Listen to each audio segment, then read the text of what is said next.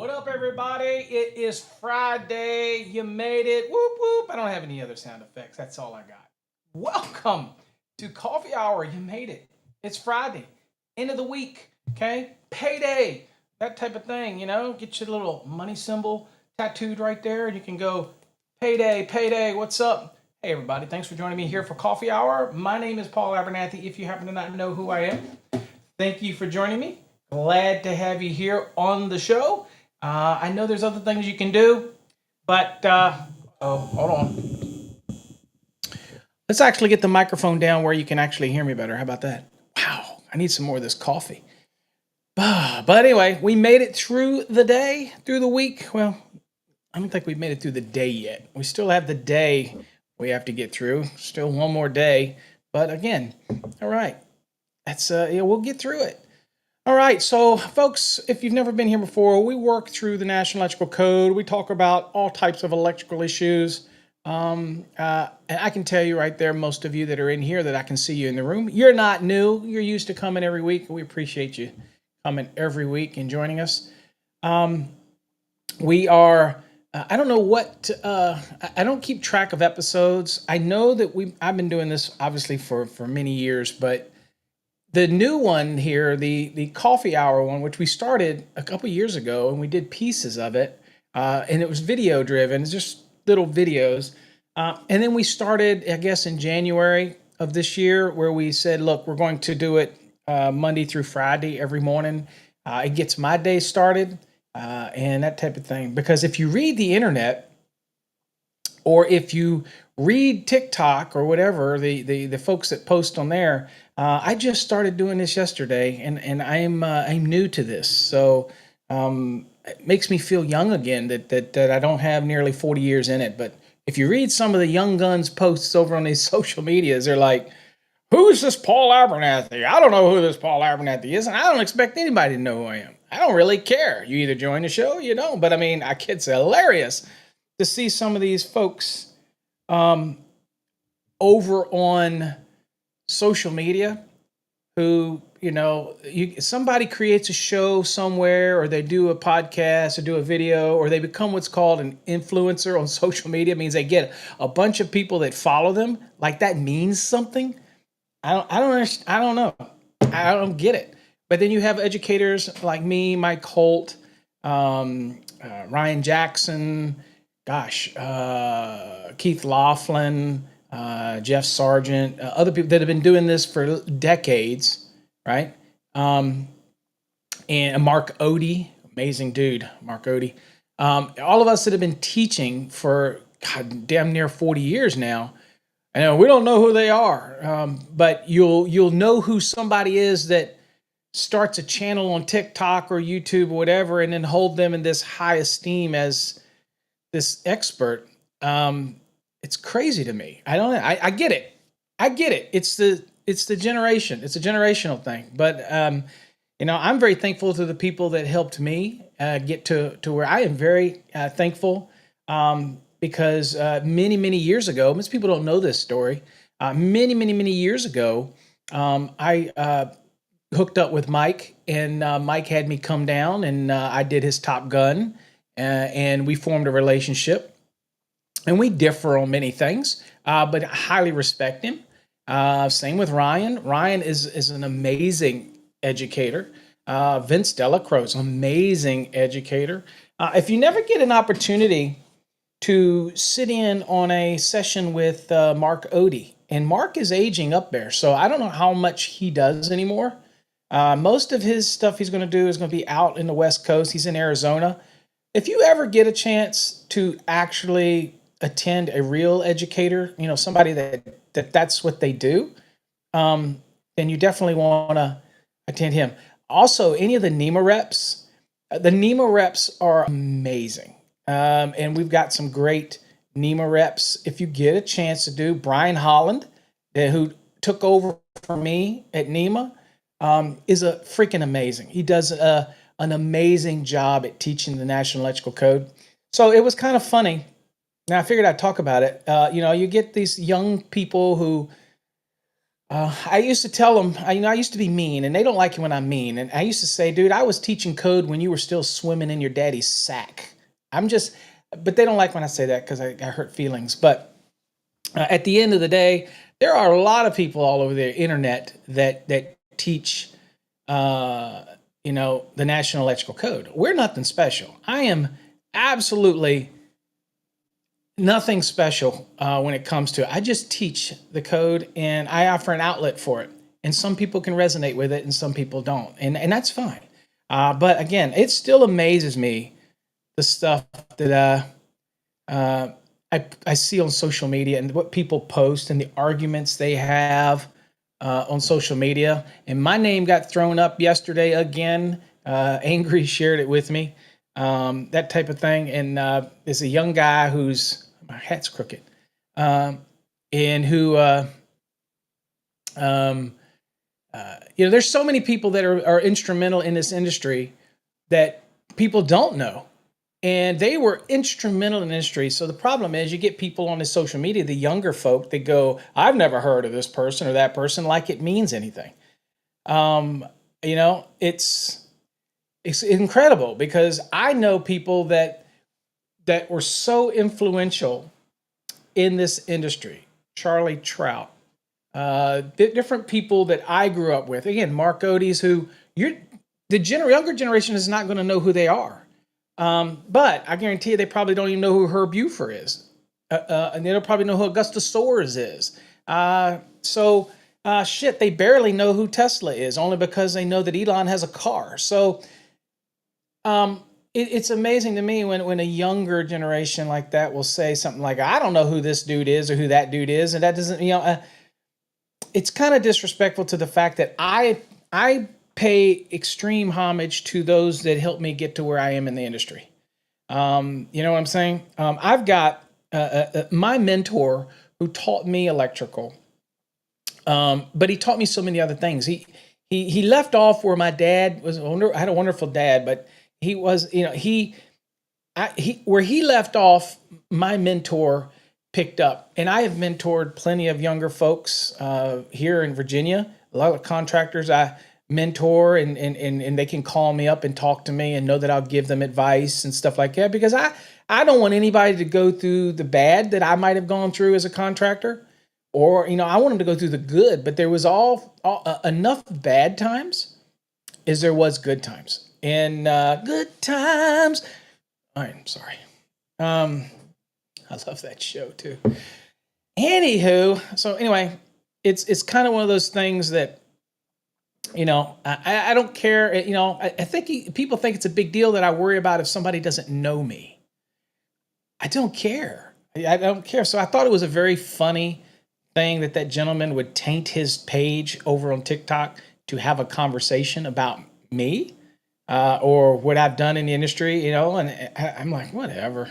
Got better things to do than that kind of stuff. Live your own life, that type of scenario. I am happy just sitting back. I'm going to be at the NFPA meetings next month. I'm going to see friends. I don't care whether, usually I go to those events, somebody comes up to me. I hope that I blend into nowhere, okay? Because I like blending into nowhere. If I didn't sell another course tomorrow, I'm okay. I am perfectly fine. So why do I still do this? Because I love it. I love it. I can't imagine doing anything else. Right? I am blessed that I still work for Encore Wire Prismium. Folks didn't know that. I'm still blessed that I can be their expert. So if you have a wire and cable or an installation application that deals with wire and cable, you contact Encore Prismium, you're going to get my response, because I am their technical expert. So, and I love it. I'm so blessed that they allow me. I'm sorry, it is Friday, but you have to do your blessings every now and then. I love the fact that they allow me to do my thing, have my show, and teach people the National Electrical Code. I do not use my social media exclusively for teaching the NEC. That's another misconception. Like I post something political or I'll post something. Dude, I like to have fun too. I'm no different than you. My social media accounts are not just electrical. Let me let you know that. I could post anything on there. So when I get comments from people that say, you need to stay in your lane, you need to stay in electrical, piss off, go somewhere else. You know what I'm saying? That's one beautiful thing about me is I'm one of those friends. If you have a friend, you'll have a friend for life, right? But if you don't want to associate with me, that's okay too. I am okay with that. Let's do some morning shout outs because, as always, folks, I live vicariously through you. We have a lot of people that are sending emails in and texts in about their achievements and achieving licensure. Makes me happy. Please keep doing that. All you got to do is go to paulabernathy.com. You can send them that way through the form. It's just easier. You can get there from your mobile app. It's just really simple. Or you can just email us at support, SUPPORT, at fasttracksystem.com, that type of thing. All right. I love hearing from you. I definitely do. Skyattle was the first one out of the box this morning. Good morning, sir. Glad to have you here. And he also doing the hashtag win. Dude's got it going on this morning. What's up, Craig? Nashville's in the house. It is Friday. Beatbox Friday. Okay, that's enough of that. Let me do some clicking.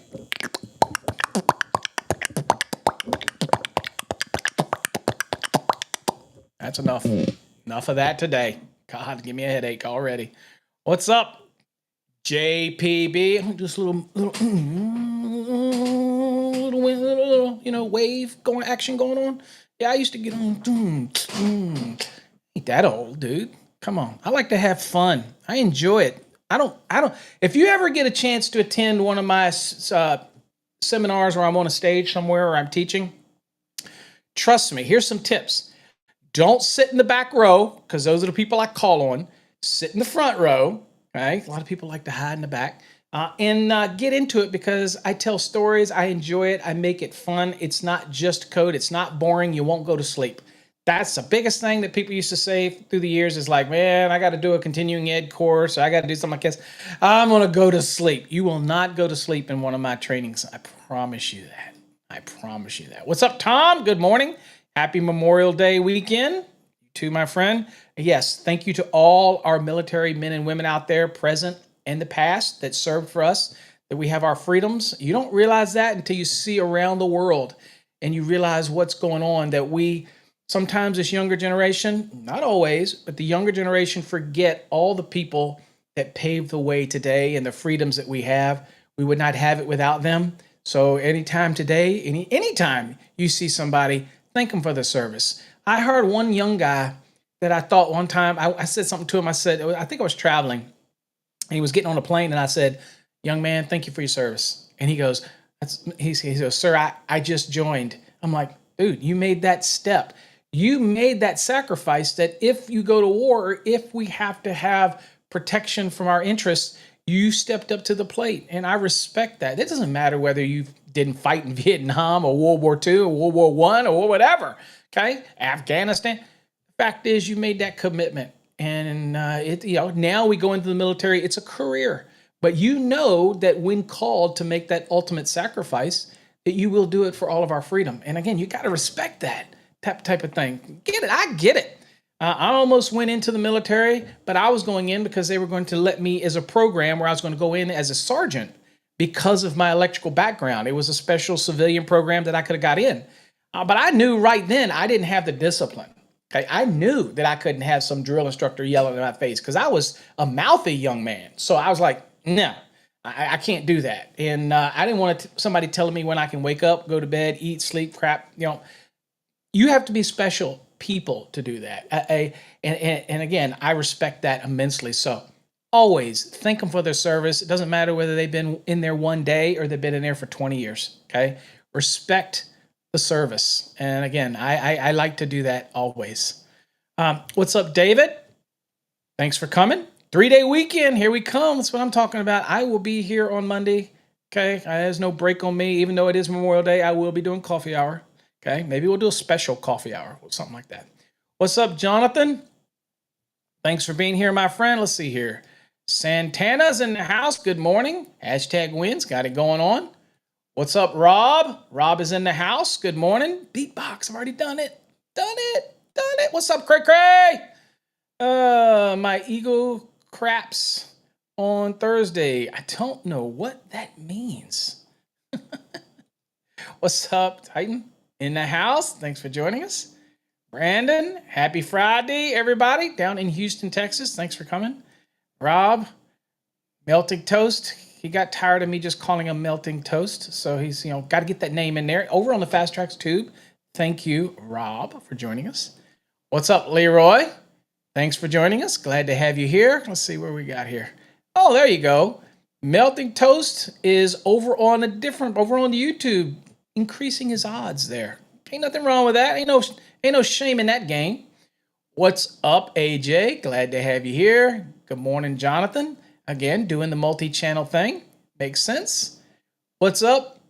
Happy Friday to you too, David.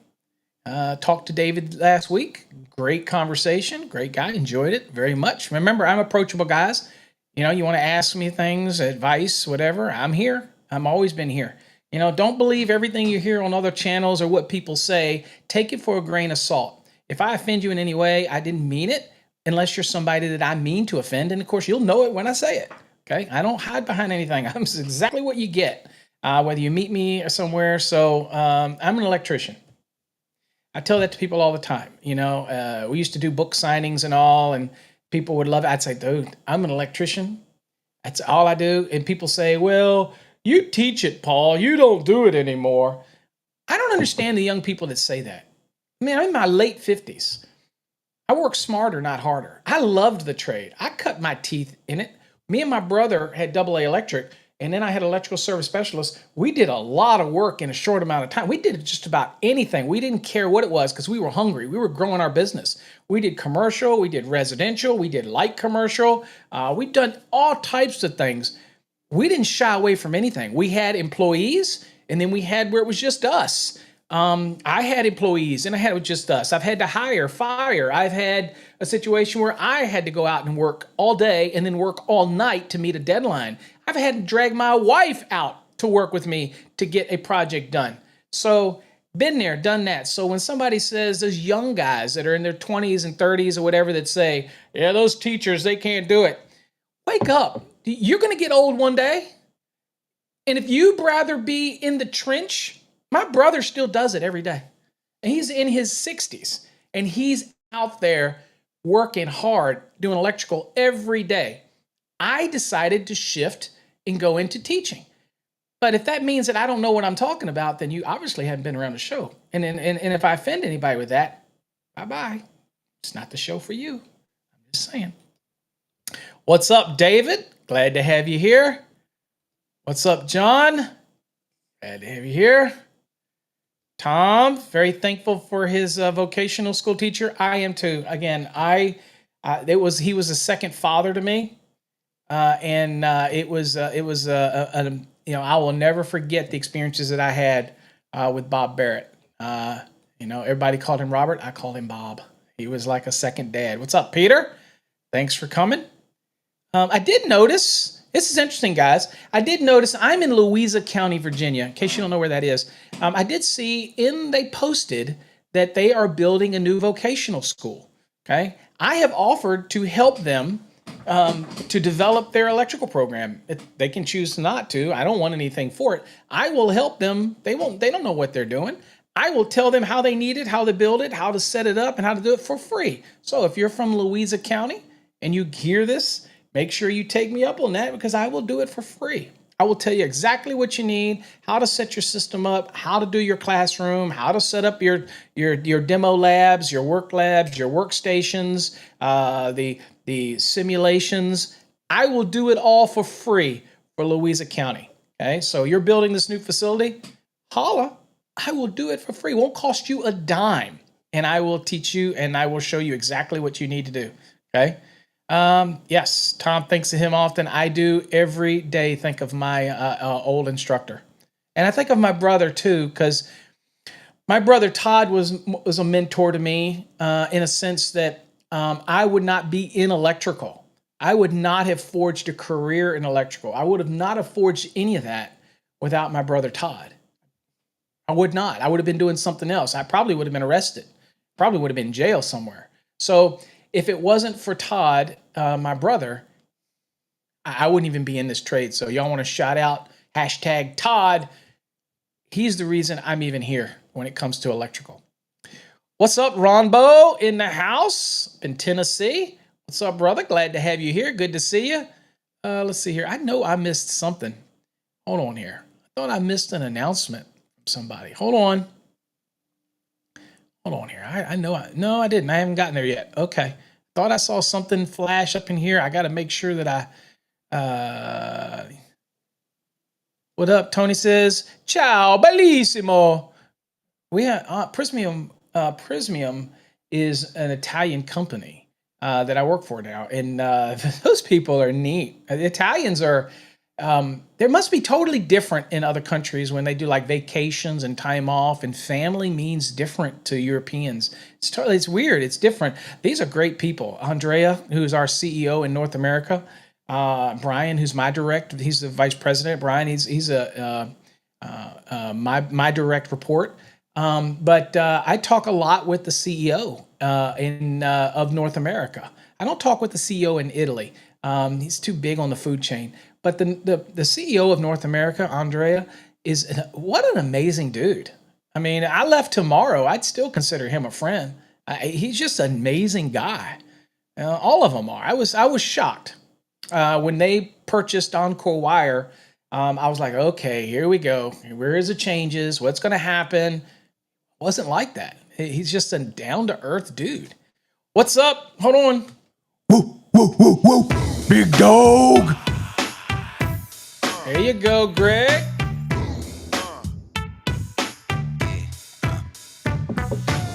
Congratulations, everybody. Give a shout out to Greg Converse. Greg's a longtime member.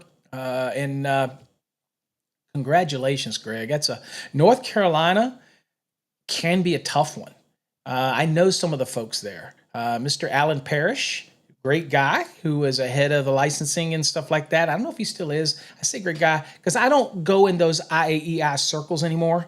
I don't go to those events, so I don't know who all has come and gone. We all are aging, and so many of them are passing away and going away and things like that. So I don't follow it anymore. I don't go to those meetings. I'm not a big IAEI supporter anymore when it comes to corporate, but I support the mission. I support all the chapters, that type of thing. In fact, I think I'm coming to Florida in August to do the chapter that's up near Port St. Lucie. I think I'm going to be teaching something up there for one of their meetings. So if you're in the area, reach out to them, that type of thing, because I definitely will be coming down there. I no longer go to the Palm Beach chapters or any of the other chapters because I don't necessarily get along with the leadership and those type of things. But definitely will be going to the Port St. Lucie chapter up there. I can't remember what the name of it is. It Treasure Island or something? I can't remember. But anyway, I will definitely be going to them and doing a class with them. That's where Vince Delacroce is from. And so I got to meet those folks, so they're great. So I'm definitely going to be going down there and doing that. What's up, Alex? Outdoor Man, good morning. Glad to have you here. What's up, Jay Electric? Glad to have you in. Oh, might as well do a shout out. Shout out this morning to my boy up in Richmond, J&M Electric Services, J&M up in Richmond, Virginia. Class act, him and his wife. They run an awesome electrical contracting business up there in Richmond, Virginia. So shout out to them. What's up, Manny? Sporting the green, lime green. All right, enough of that. Okay, I could get deeper in my beatbox, but y'all are not ready for that. Y'all are not ready for all of that. Okay, maybe one day. Let's see. What's up, Red Dog? Woo, woo, woo, woo. Big dog. There you go. El Monte, California. Let's get it. Let's go. Thank you for coming, my friend. Love having you here. High Voltage Hands, good morning. Just got Trade Dog, went premium. I think I saw that. You went premium with it. Okay, I hope you like it. Remember, you can always downgrade if you don't feel like you use it as much, that type of thing. But glad to have you. We're going to test Trade Hog again today because Jeff did some updates on it. So we're going to be testing it today. I'm going to ask it. We're going to do our segment where we go look at the question of the day from Nika. and we're going to be doing it that way. Also, by the way, this one may be a long one today, folks, so buckle up, because even though I'm talking all this, if you're new and you're like, dude, this guy talks too damn much, get over it. Okay, remember what I say, you know where the door is, and I'm sure all of my loyal followers here will tell you where the door is. Hashtag, if you don't like it, leave. I'm sure they'll tell you. If you're new and you're like, dude, this guy's abrasive. Oh my God, this guy's arrogant. We're just electricians, bro. You know what they say, right? So you always want to be like us. So anyway, we'll be talking hazardous locations. We're going to be finishing that up, so we'll be going through it pretty quick. Again, 30,000 foot view. We're not designed to make you an expert on hazardous locations in these last couple series that we've been doing. This is part 4.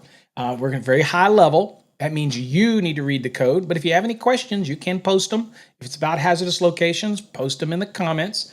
And then we may go look at a picture from the Facebook page, Electricians, and just make comments on it. Again, that guy said that I am nasty. He jumped all over on TikTok. He jumped all over Angry Sparky, who's a friend of mine, and I think Angry came to my defense, and that kind of got him upset or something like that.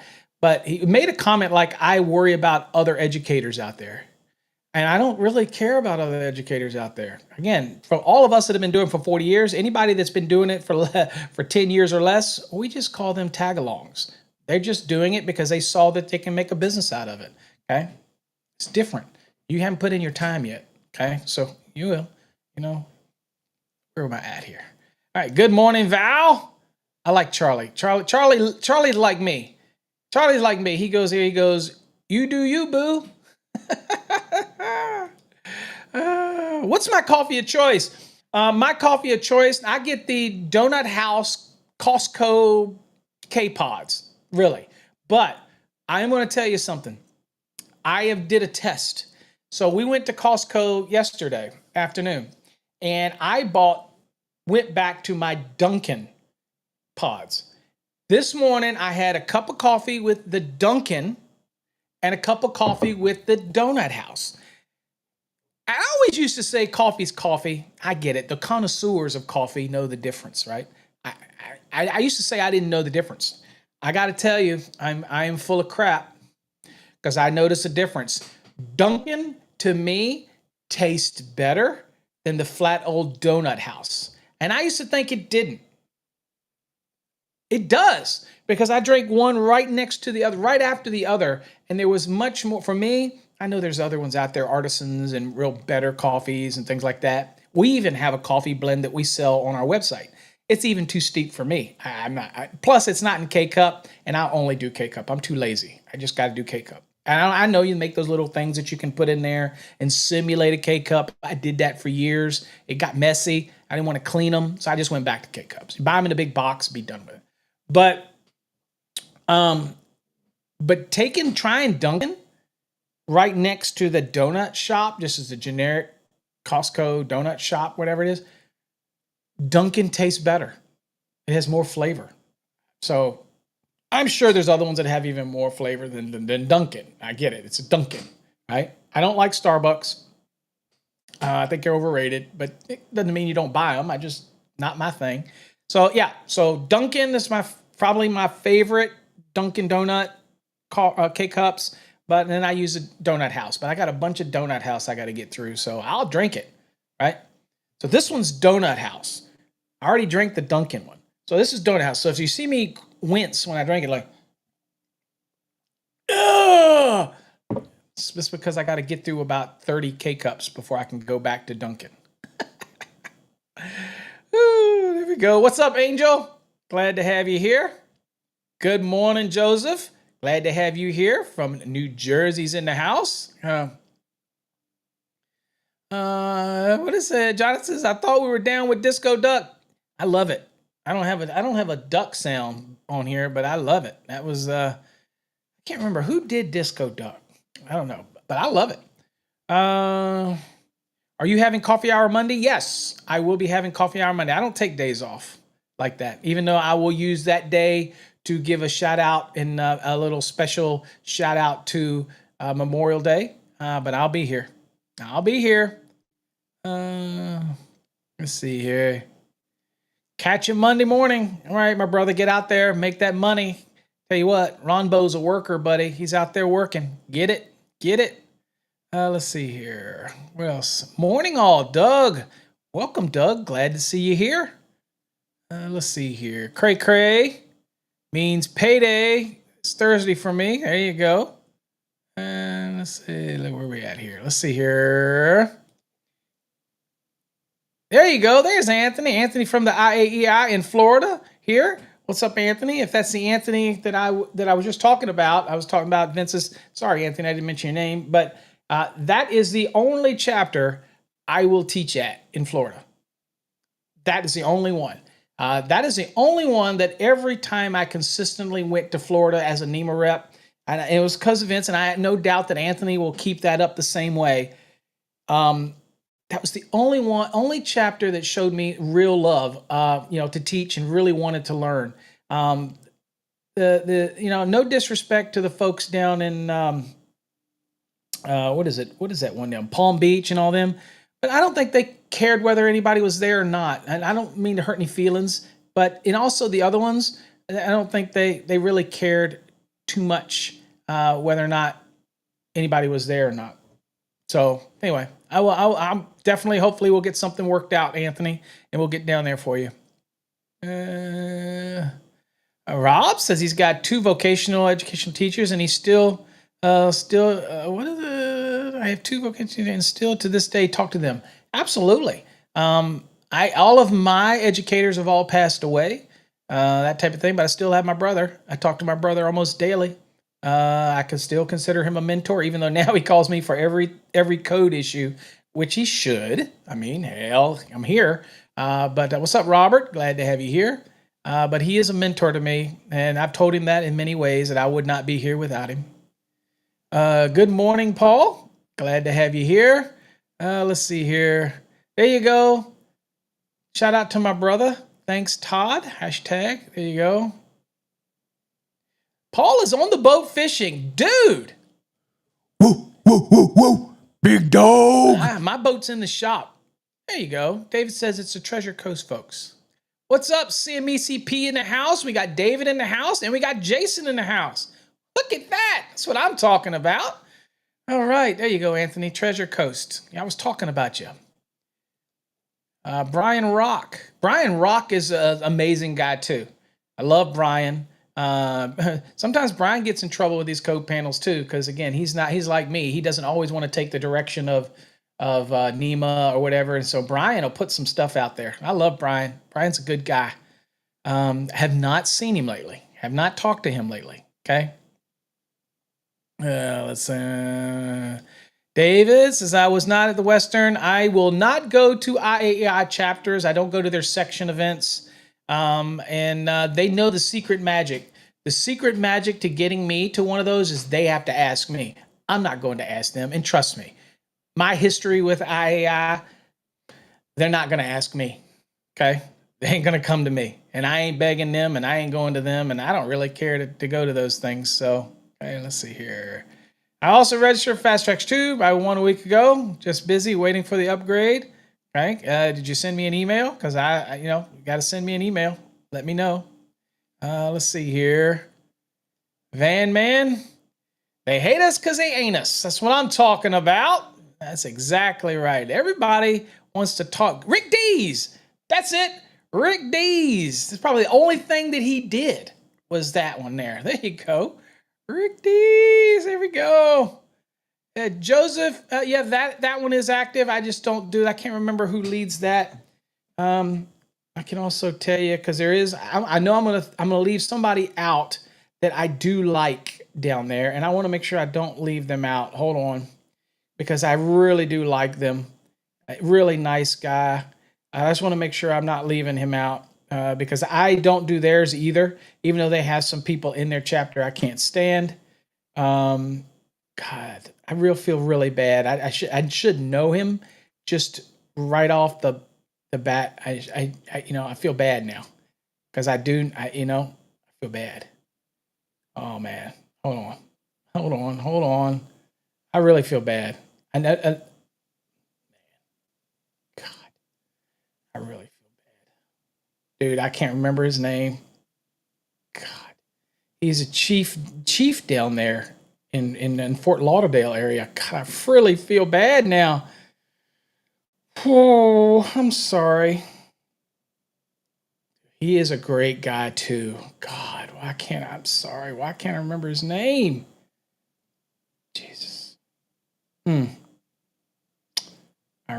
do. I feel awful that I can't remember his name. I get like that, folks. I think my wife's Alzheimer's is rubbing off on me, but he is down in Fort Lauderdale, and he kind of runs that chapter down there. Kind of is the guy. Wow. Um, Oh, I'm sorry. I did remember his name. Ken Castronova. Ken Castronova, great guy, wonderful guy too. I would do something for Fort Lauderdale, okay, for his folks. Yeah. So again, Treasure Island and the one down there with King Castronova, I would do. Though they were always okay. I always got along with all those folks. Okay. I don't like some of the people on their board. Okay. Just too uppity for me. But I like Ken. I'll do anything for Ken if he wants me. That type of thing. And and anything for Vince. Now Anthony's doing it down there. Talked to him quite a few times, texts, and great guy. So yeah, those chapters I will, but it's not specifically for IAEI. I'll do it for those just because they're this good guy. Let's see here. Brian is in the chapter. He's new. Well, if you got Brian Rock, Anthony, in your chapter, then take advantage of Brian Rock. Have him teach. Have him, because he's a great guy and funny. That type of thing. I'm sorry. I know I'm missing some people, and I'm eating into our time. Brian Rock will bring it. He is incredible. Let's see here. Are you Southern Section in Tono? You can. They won't have me. I recommend it. You'll get people say we don't want Abernathy. So again, it's funny. Do that for yourself, David. Go on and recommend it and see what they say and let me know, because I got my share of haters. Trust me, even in the Southern Section, they're not big fans of Paul Abernathy. But try it, see what they say, because you and me get along. But yeah, I'd come teach something for them. But they're not going to have me down there. Me and IEI, no section things, they are not big fans of me. Okay. All right. Because I speak my mind and they don't like it. What's up, Adam? Thanks for coming. Absolutely. That is who I was talking about, David. Ken. Great guy. Love him. Just a wonderful, wonderful guy. He said they won't have me. You mean Brian said that? Right? That type of thing? Yeah, well, Brian is a great guy. He's a great guy. Let's get into the lesson today, guys. Let me know, shout outs. Let me know who you are, where you're from. I appreciate you. You've endured me 40 minutes now. We've been just talking. It's going to be a long one today, so already buckle up, okay? And I already can tell you this is going to be a long one. All right. Now, real quickly, let's go on and get the question of the day out of the way, and we'll let the hog answer this one. I'll answer it. Let's see if the hog is right. Okay, so this one right here says, here's the question of the day. So this is coming tomorrow. So by the way, if you folks aren't subscribed to the Nika question of the day, you should be, because it just keeps you sharp. So here's a question that came in. We won't look at yesterday's. We'll look at what the question is going to be tomorrow. That's how we'll start doing some of this, right? We'll start looking at questions and we'll answer it, all right? And oh yeah, Anthony. Yes, that's what I'm saying about IAEI. They will not have me. Okay, trust me. Nobody in corporate or in section meetings will have anything to do with Paul Abernathy. Okay, let's just say that we don't get along. All right. So, and you might surprise me if they do, but I doubt they will. They don't even know. Most of the new ones don't even know me, but they listen to the different things and that type of thing. All right. Anyway, but anyway, here we at. So let's look at this question real quick. It says, we just completed a rough-in at a commercial job that has metal water piping running through the whole building. Someone on the job asks if it needs to be bonded, and I wasn't sure.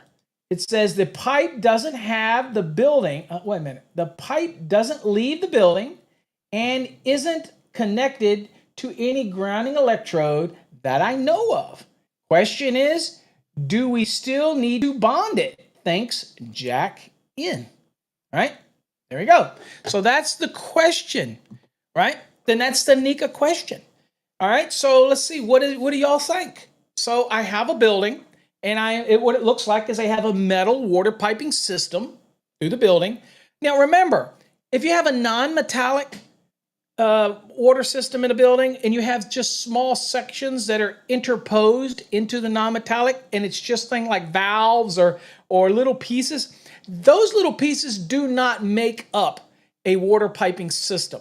Those are just components. And we say that because the last thing I want you to do is, look at that, 250.90-ish. Well, that 90 is going to be for services, and we're talking about bonding the water lines inside, right? Not using them as any type of electrode or bonding that type of thing, or supply side or service bonding. Here, we're just talking about bonding the water lines. So that may be, again, another hint where we're at. But at the end of the day, the fact of the matter is that we have little pieces, and we do not want people spidering out bonding jumpers everywhere, trying to bond all these damn little metal components.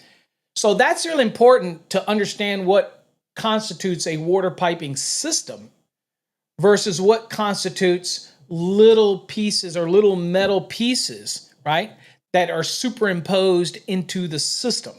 Big difference, okay? So in this question, they have defined that they have a water piping system, right? And that's what they've got. So when we think of the NEC, remember, we have the bonding requirements. And one of the biggest bonding requirements, Charlie says, I'm close enough, is, there you go, David, is that we think of the bonding of things, water systems, things like that, is 250.104. We think of that scenario, right? So if we go to look at the NEC, and I'll go to this view, because this allows us to stay with the comments. There you go, David. David's cracking that book open. So let's go here. So to answer this question, we'll go, and we'll see if the trade hog gets it right. Notice I'm going to do me first, and then I'm going to let the trade hog find it, because I want to keep testing the trade hog. I think many of you are finding out that's a trade hog, especially for inspections and writing reports and home inspectors and in the field. And it's amazing because it also can rewrite things to sound more professional, to go on an invoice or a bill or whatever. And it adds the technical elements to it. I have more and more people using trade hog for that. So that's awesome. I never really thought about that. But they're doing it. All right, so there we go. So 250. So here you see it says bonding of piping systems and exposed structural members. Okay. All right, so let's see it. So here we go. So metal water piping, very first one. It says, all right, 250.104. Okay. It says the metal water piping system shall be, mandatory language, right? Mandatory language. As required in 250.104 A1, A2, or A3. Okay, so A1 is the water piping general. Okay, then A2 is the bonding when you have multiple occupancies and you have the water piping system in there. How to do that? And then of course you have building structures that are supplied by feeders or branch circuits. So we cover it all. So you have your main building. You have a building that has multiple occupancies and may have water lines running through all of it. And then, of course, you have the one where you have to bond the water lines where a feeder or branch circuit is supplying a separate structure, right? And in that scenario, if you have the metal water piping, you get all of the rules right here. So they're all nice and tidy. So if you're on an exam and you get something about the water piping system, right, that's in a building, and you're not thinking about the electrode, because that's different. Okay, we're not talking about 250.52A1 water pipe electrode that is 10 feet in contact with the earth. This is in the building or on the building. So it can be in it, or it can be running along the side of the building, on the building. You're going to have to bond it, okay? Most of the time, we don't think about that today because most of the stuff we probably do is PVC or PEX or something like that. But if you have copper and you have that type of running water pipe, metal water piping system, I can't imagine we use galvanized anymore, but if they do, it's running through the building or on the building. All right, then you've got these rules, right? So here's what it says. General. Metal water piping systems.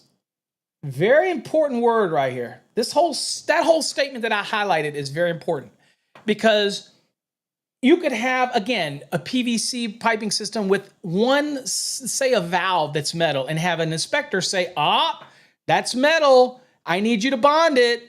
No, it is not the metal water piping system. That is one small component. We're bonding the system, not the individual component, okay? And don't get that confused with the other things that you have to do when you're up in 680 for pools, spas, and hot tubs, right? Remember, chapters 1 through 4 are required in general. 5, 6, and 7 can supplement and modify anything in chapters 1 through 7, right? So again, you have things that will change in other chapters of the NEC. But in 250, there you go, right there. And so it says the metal water piping systems installed in or attached to the building or structure, okay? So in it or running along the outside of it, whatever, if it's attached to it or it's in it, then you have to bond it, okay? Now, where do you bond it to? Well, I can bond it to any of the following. So I go right from that water piping system, right? Now, a lot of people ask me, say, Paul, what if I have a water piping system? Okay, and it's all metal. I go, right. And it comes to a water heater. Right. And it has dielectric unions. Okay, I'm gonna do my McConaughey tonight. Right. Okay, just gotta do it right. All right. And so if that separates the system, then you're gonna have to have a jumper over it, because then you have part of the systems that wouldn't be bonded, right? You have to bond the system. And so it may require you to have bonding jumpers in order to maintain the integrity of this bond, right? So where can I make this connection to? Well, I can go from the metal water piping system to the service equipment enclosure. Okay, wherever the service, run it over to the enclosure. And you see here, it says it can go to the enclosure of the service because the service has got the grounded conductor with a main bonding jumper connected to the enclosure. So I'm getting that allowance here. Okay. Again, do not confuse applications like this with grounding electrode conductors and things like that. This is different. Okay. This is a bonding element. All right. So you got that. I can also connect the metal water piping system to the grounded conductor at the service, so I could take it straight to the grounded neutral terminal bus. Okay, be honest with you, I could even connect it to the grounded conductor if you had an acceptable method to do that.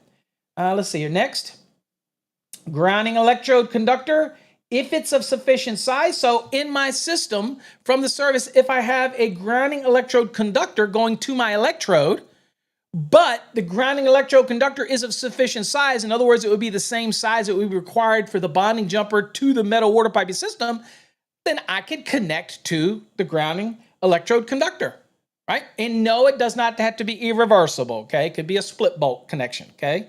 Again, try to keep from intermingling the requirements for grounding electrode conductors to an electrode and all that kind of stuff.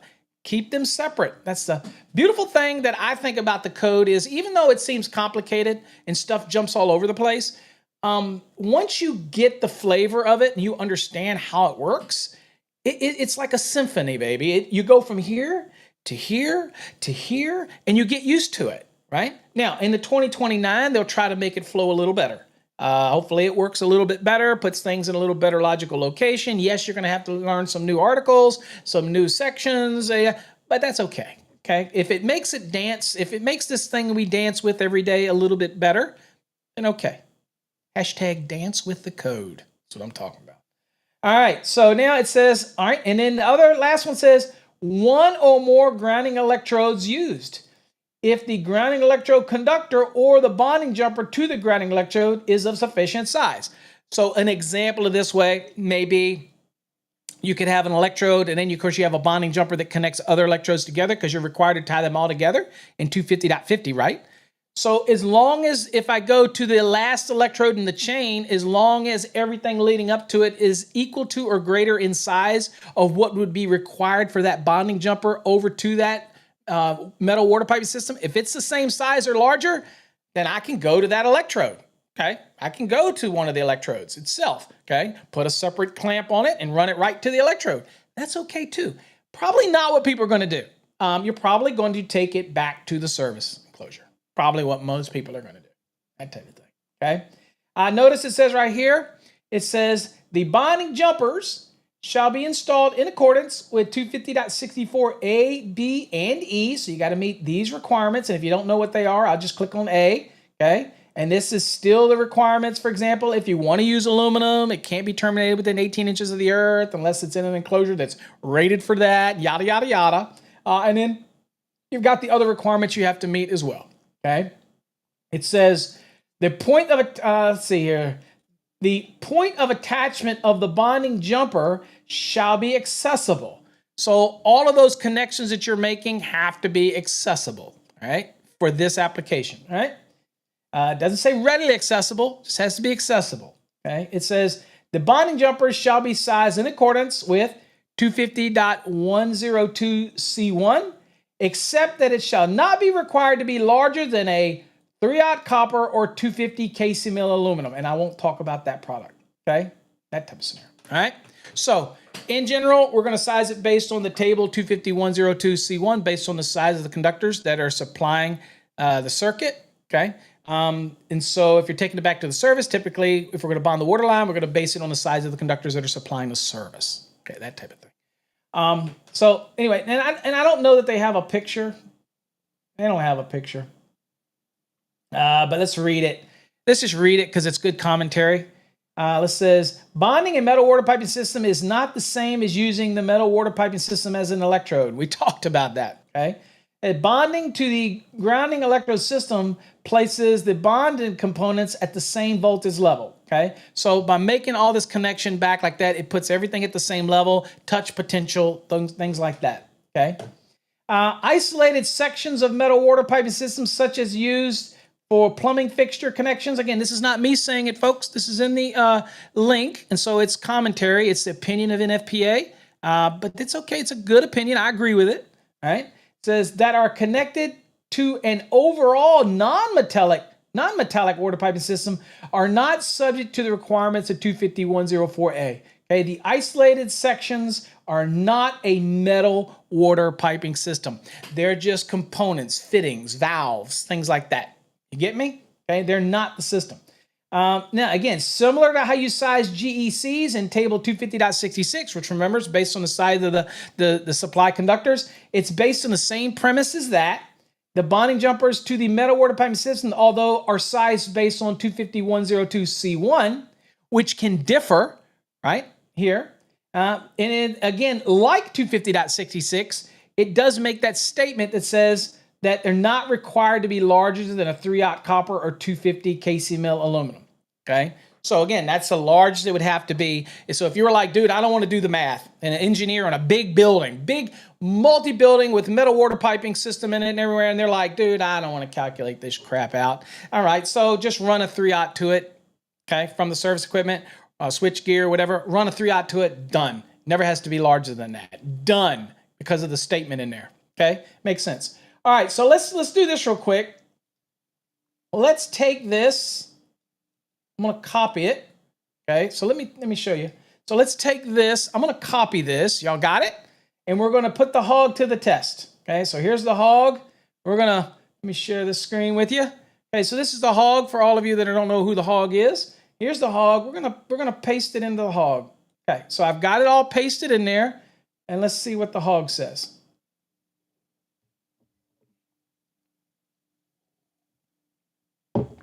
All right, the hog says, yes, the metal water piping system in a building must be bonded to the electrical system to ensure safety and compliance with the NEC.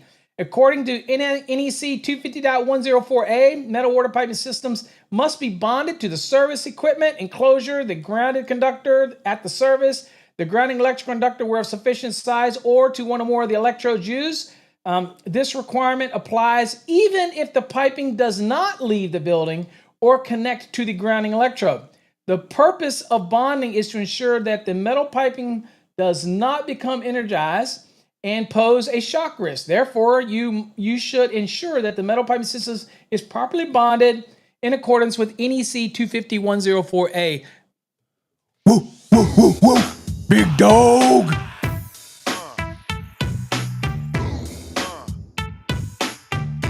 Trade hog for the win. Hello. There we go. All right. In today's lesson, that's just an example of how you can use trade hog. Okay. All right. Let's get into today's lesson. All right. So today we're moving into hazardous locations. We're in part 4. We're going to be talking now about motor fuel dispensing. Okay. For those that are familiar with this, is Article 514. I have done only 3. Well, 2.5, because I stopped. I left the job to take another position somewhere on the 3rd one, but I've done 2 fully where we did fuel dispensing, and so I know a little bit about Article 514. But if you've never done it, this is a great opportunity for you to say, look, I don't know that much about 514. I may never do it in my career, but to be better at the code, what you do is you pick an area like 514 and you focus on it. And you say, I'm not going to leave 514 until I know everything I need to know about it, and I'm going to use Trade Hog to ask questions. I'm going to send questions into us. I'm going to hyper-focus so that when you leave 514, you know 514. Of course, we're going to be talking that at a very high level, but so there's a way more that you're going to learn there than what we're going to cover. But I just want you to know that we're going to be talking about that right now. Okay, so Article 514 covers requirements applicable to motor fuel dispensing facilities, marine fuel and motor dispensing facilities, motor fuel dispensing facilities located inside buildings, outside buildings, whatever, and fleet vehicle motor fuel dispensing facilities. Okay, 514.1. 1 is your general requirement. That is your charging statement, if you will. That's kind of letting us know what the scope is, what 514 is all about, that type of scenario. Okay. Let me get to 514 real quick too, so I can. So that is what the scope is, right? That we're dealing with. So that's, and it says it. 514.1 is the scope of what, and that's just paraphrasing. That's exactly what it says right there. All right. Now it says a motor fuel dispensing facility is that portion. Okay. This is important. It is that portion of the property where motor fuel is stored and dispensed from fixed equipment into fuel tanks of motor vehicles, marine craft, or into approved containers. I learned that the hard way. I think I had an unapproved container when I got my diesel fuel and I used a regular gas. And one guy said, that's not the right container for diesel. I'm like, it's gas. Come on, bruh. So, but I'm learning that diesel is fuel, not gas. Or anyway, it's people sub panel. Oh, you should never say sub panel. Whatever. I was like, dude, all I know is I'm going to pour that crap in my excavator and I'm going to be digging up some dirt. That's all I know about it. Okay. And of course it says including all equipment used in connection with motor fuel. Okay. So you see the picture here. You all see them. You run by them all the time. But remember, we're talking about the areas that are going to be classified is obviously if that's a gas station and we have the convenience store inside, that is not classified. It's the area dealing with the dispensing and things like that deal with the fuel, right? That's the area that we have that elevated classification. Now, you have raceways, right, that will go underground and then will come up into these areas that are unclassified, right? And then, of course, so the earth being the boundary, and you have seal-off requirements, right? And again, we're not going to, you remember what we saw the other day where it's 10 feet on either side of the entry or leaving from one location to another? Well, you're obviously not going to put those seal-offs in the ground. You wouldn't be able to get to them, right? And so seal-offs would be within 10 feet immediately as they go past that classified location. In some designs, the people put the seal-offs outside, running up the side of the building, and put the seal-offs before they transition into the building where all the controls and all are. Again, it's all dependent on how I've seen them come into the building and come up and have the seal-offs. I have seen them outside and not come into the building. Again, all based on the engineer who's designing the system, that type of thing. Or the state may be more stringent on those type of things. All right, so what we're looking at here is the fuel dispensing location. This is the pumps that are out there at the islands, right? Okay, so you see this says table. So these actually come from a table in 514, and we can go look at that real quick and show you what we're talking about.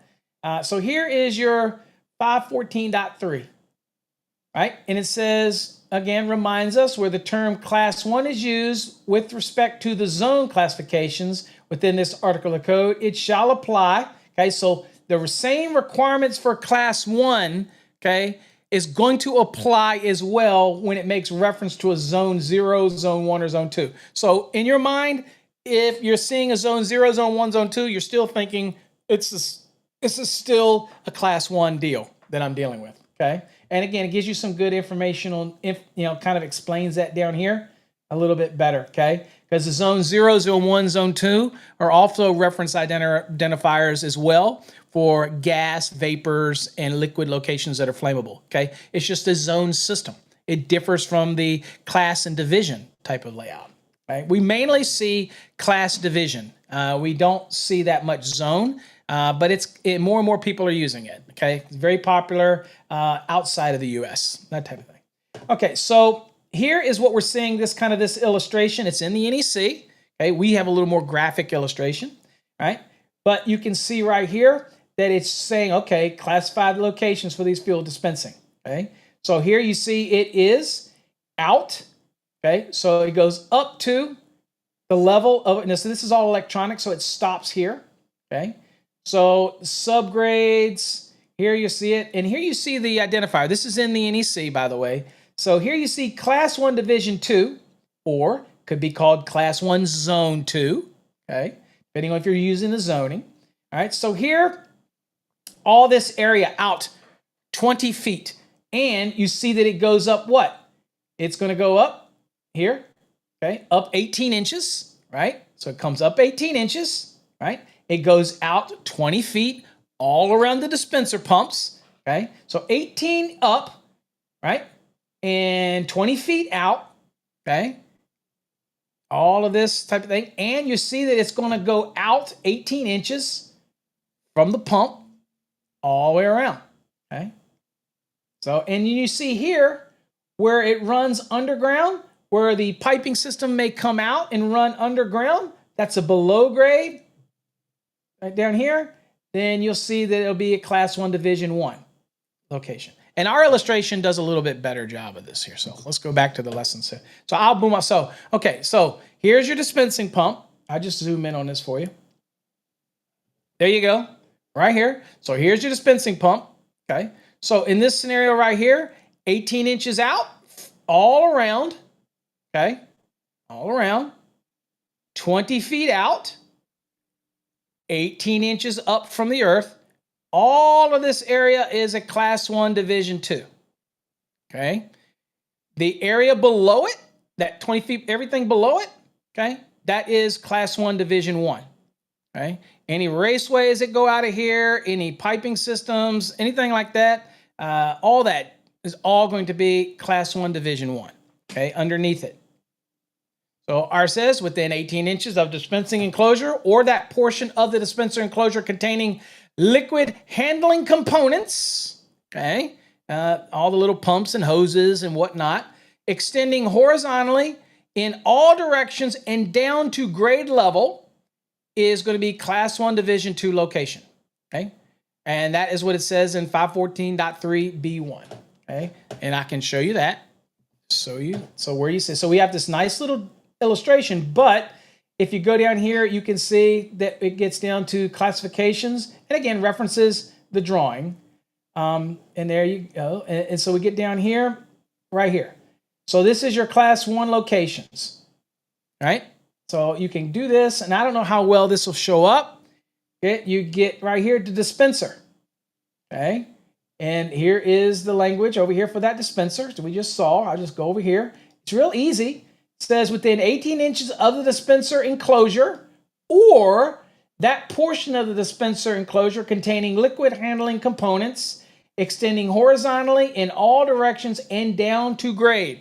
So that is why we had, and it depends on your pump, but it's easy just to remember it extends out all directions from the actual pump dispenser, and any part of the pump dispenser that's going to have anything that would handle those fuels, any of the components that fuel's going through, pumps or whatnot, hoses, whatnot, 18 inches out, all the way down to the earth and up 18 inches from the earth, okay? And it extends out what? Extends out from that. Now, let's go back to the left again. All right, so again, so that's the dispenser. That's just the dispenser. Now the outdoors. So your pump is outdoors, right? Outdoors. Okay, so that adds another element to it. So that's still division 2. It's outdoors. And that would be this one here. So that is where we get the other portion of it. It says up to 18 inches above grade level, extending 20 feet horizontally in all directions from the dispenser enclosure, right? So that is why we get this image that looks like this, okay? So again, just to be generic, because we don't know where the components are in here, right? And that's why you see in the NEC, it stops here because they saying everything stops here. But again, all depends on you, right? But it's 18 inches out, and then it's up 18 inches. Okay, so 18 inches out from the dispenser all the way down to grade, and then 18 inches up out 20 feet in all directions. That type of thing. Make sense? Okay. All right. Now, space under it. All right, so this is the B1. Okay, let's go back. Let me get back over here. Okay. All right, so there we go. So under dispenser containment. Okay. Oh, sorry. Gotta go back here. Gotta go back. It won't let me go back. Come on. Go back. Come on, bro. All right. Under dispenser containment. Okay. Then you got over here. It's a division 1. See how that under dispensement container? Under it. And it says entire space within and under the dispenser pit or containment is going to be a class 1. Okay. All right. So all of that type of thing. So anyway, one of the things to just think about when you're looking at, an illustration like this is 18 inches from the dispenser enclosure or that portion of the dispenser enclosure containing liquid handling components, extending horizontal in all directions down to grade is going to be a class 1 division 2. Okay, so the 18 inches out. From grade level up to a height of 18 inches within 20 feet horizontally of any enclosure edge is going to be class 1 division 2. Okay, why do you need to know that? Because you'll be transitioning underneath it, which would be a class 1 division 1 into a class 1 division 2, right? And you're going to have seal-offs that are going to be inside that dispenser. Okay, that type of thing. And then, of course, it says the space within and under the dispenser enclosure is a class 1 division 1 location. And you're going to have wiring, you're going to have fuel lines coming in from different directions. You're going to have other things, raceways coming in from other directions that are going to transfer down through the dispenser, underneath it, down into the space directly below it. So you need to know you're going to be going from a class 1 division 2, transitioning down into a class 1 division 1 location. And that's what we talked about in the last couple of days. It doesn't matter that it's a fuel dispensing. Get all that out of your mind. Just remember, we're talking classifications. We are talking transitions. We're talking seal-offs. We can forget that it's a motor fuel dispensing at that point because all we went here to do is find the parameters. Once we found the parameters of the locations, now we go back and follow the rules that we have when we're transitioning, for example, from a class 1 division 1 to a class 1 division 2 and those type of things. Make sense? Okay. I want to make sure we make sense of all that type of stuff. Discussion. Discuss the hazards around motor fuel dispensing facilities and why some areas are division 1 locations and while others are division 2 locations. All right, let's have a discussion. The area within and under a gas dispenser is a class 1 division 1 location because it is likely that flammable gases will always be present. They are always going to be there, okay? Now, the area within 20 feet of the gasoline dispensing is a class 1 division 2 location because although flammable gases may be present, they are not usually in sufficient quantities to produce an explosion, so they're not in concentrations that are there under normal conditions. So if that scenario, we can designate it a Class 1 Division 2. Now, some people can argue and say, well, I beg to differ, Paul. I think that there will be concentrations there. They could spill it. They could do this or that. Dude, why even rack your brain over that? Why even worry about that? The code says what it is. It says, despite what you feel, doesn't matter. The code says that area is going to be a Class 1 Division 2. Get over it. Do it. The area that says it's going to be a Class 1 Division 1, do it. Different, okay? Don't make it complicated. Doesn't have to be as complicated as some people want to make things, okay? All right, aircraft hangar. We'll go through this one pretty quickly. Article 513 applies to building and structures as part thereof inside which aircraft containing Class 1 liquids or Class 2 liquids, those temperatures exceed their flash points, are housed, stored, and serviced, repaired, or altered. It does not apply to the locations used exclusively for aircraft that do not now nor have ever contained fuel. Okay? Important. It says the area within 5 feet horizontally from aircraft power plants, okay, it's the motor, okay, power plant, or fuel tanks in a Class 1 Division 2 or Zone 2 location extending upward from the floor to a height level of 5 feet above the upper surface of wings and engine enclosures. All right, so we'll look at the illustration, okay? So you may have let's do this. You may have a service pit that's in this location, right? That would be, again, allow gases to accumulate, okay? Fluids to accumulate, right? That would be a Class 1 Division 1. This area here, up to 18 inches above the floor, it would be a Class 1 Division 2, right?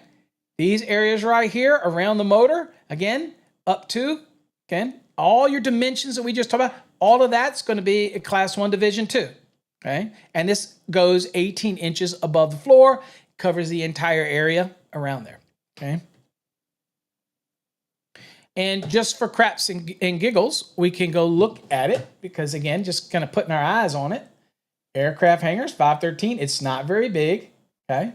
Again, you have some examples here that you can go look at if you want, if it's still confusing to you. But what we're going to do is the classification, and this is where we got that information from, right here, okay? Again, it reminds us, Class 1, it's still got the rules you have to meet. Class 1 is what it is, whether it's Zone 0, Zone 1, or Zone 2, it's still going to be a Class 1. So below floor level, that was that pit.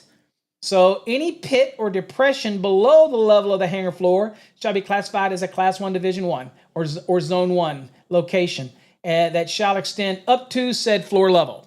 Okay, so that whole pit.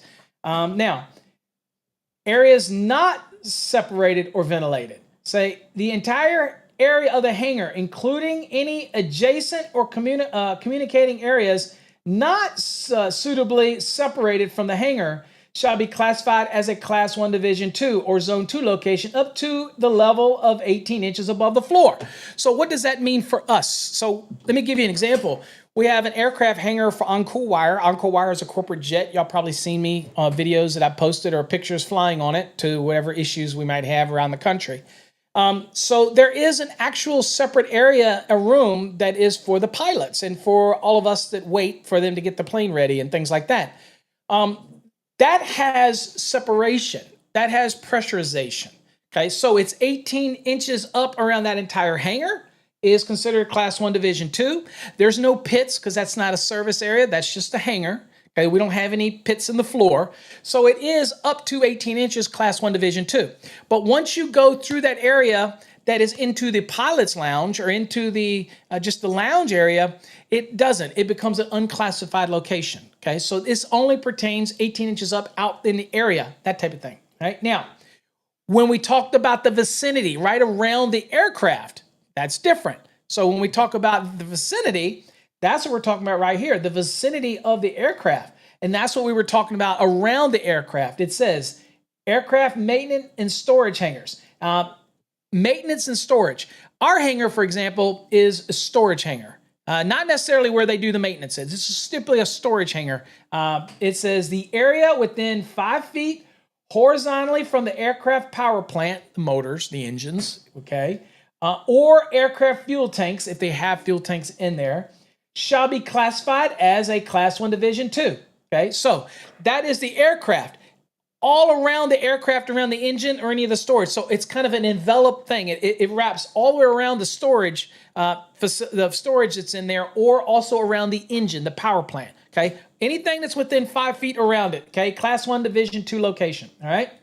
Even if the Class 1 Division 2 only went up 18 inches, around the engines, it extends out. Okay. All right, and it also says, shall extend upward from the floor level 5 feet above the upper surface of wings and engine enclosures. Now, there you go. So they show a good picture, right? There you go. Tom is NFPA 407. He's working up at BWI, so I guarantee you, Tom's probably all up on all those things. But here's a great example of this right here, okay? And I don't know that I can zoom in it, so you just got to kind of go with me. So see what it's doing here? So here's the engine, right? All this stuff. So all this up 5 feet. Here's the 18 inches. There's the sump pump. There you go. Up, okay, out, right? All this time. So there you go. So everywhere else is unclassified. See? But not around the engine. So here's one engine. Here's a power plant. That's out 5 feet. Here's the engine. That's 5 feet. Here's the engine. That's 5 feet. This is the engine. 5 feet. See how it all overlaps? 5 feet up, that type of thing. And there is fuel, and another misconception, there is fuel that is stored in these wings, right? So 5 feet out, okay? There you go. So you kind of see how it is. I can be honest with you, I've only been, involved in a couple designs here when it comes to this type of thing. Basically, we made it simple, stupid. We made sure that everything was Class 1, Division 2. We didn't have any pits. Everything in that hangar, we made sure up to a certain level was a Class 1 Division 2. We made it a point to put all of our switches, all of our controls, and everything inside of the actual pilot area through the glass, so you control everything from in there. Or we had some type of controls that were outside of the hangar, so when you're entering a hangar, again, we tried to make it simple because we did not know where they would put the aircraft in the hangar, because it was a big hangar. So rather, keep it simple, stupid, we kind of designed for this thing. So we always knew how we would design this out. We just made most of the areas in there Class 1, Division 2, except for up in the ceiling, obviously. We didn't have any lighter than air applications there where we had the gases that would float to the ceiling. We didn't have that scenario. So that's how we designed it. So we just erred on the side of caution, okay? Everybody designs their own, but that's what we would do. All right, so that's a good depiction of it. Now, what I don't necessarily... no, I'm okay with this. Go on. I don't know what picture that was. Okay. Next one is 515. This is bulk storage facilities, okay, where they're going to store lots of fuel and lots of tanks. So 515 covers property or portions of a property, okay, so it doesn't have to be the entire designation of the property. It can be pieces of the property that are designed for bulk storage, where flammable liquids are received by tank vessels, pipelines, tank cars, or tank vehicle, and are stored or blended in bulk for the purpose of distributing such liquids by tank vessel, pipeline, tank car, tank vehicle, portable tank, and container. We had an area of this also at Encore Wire on our campus, okay, where the train would bring in certain things, okay? So that is 515.1. That is the scope of what a bulk storage facility is, where gasoline and other volatile flammable liquids or liquefied flammable gases are dispensed at bulk stations. The appropriate provisions of Article 514 shall apply unless modified by 515, okay? So let's show you that real quickly. If we go look at 515, to show you that language. Okay, so we're going to 15. And so this is the scope, right? This is the scope we're dealing with, all right? And so we've got all this stuff, and it talks about dispensing and classifications, okay? All the requirements. Here's again, it's the same thing as we had before. We don't have to look at every one of them.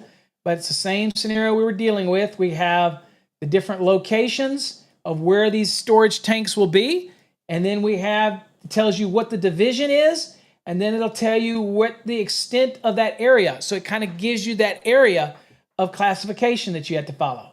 Okay, so there you go, and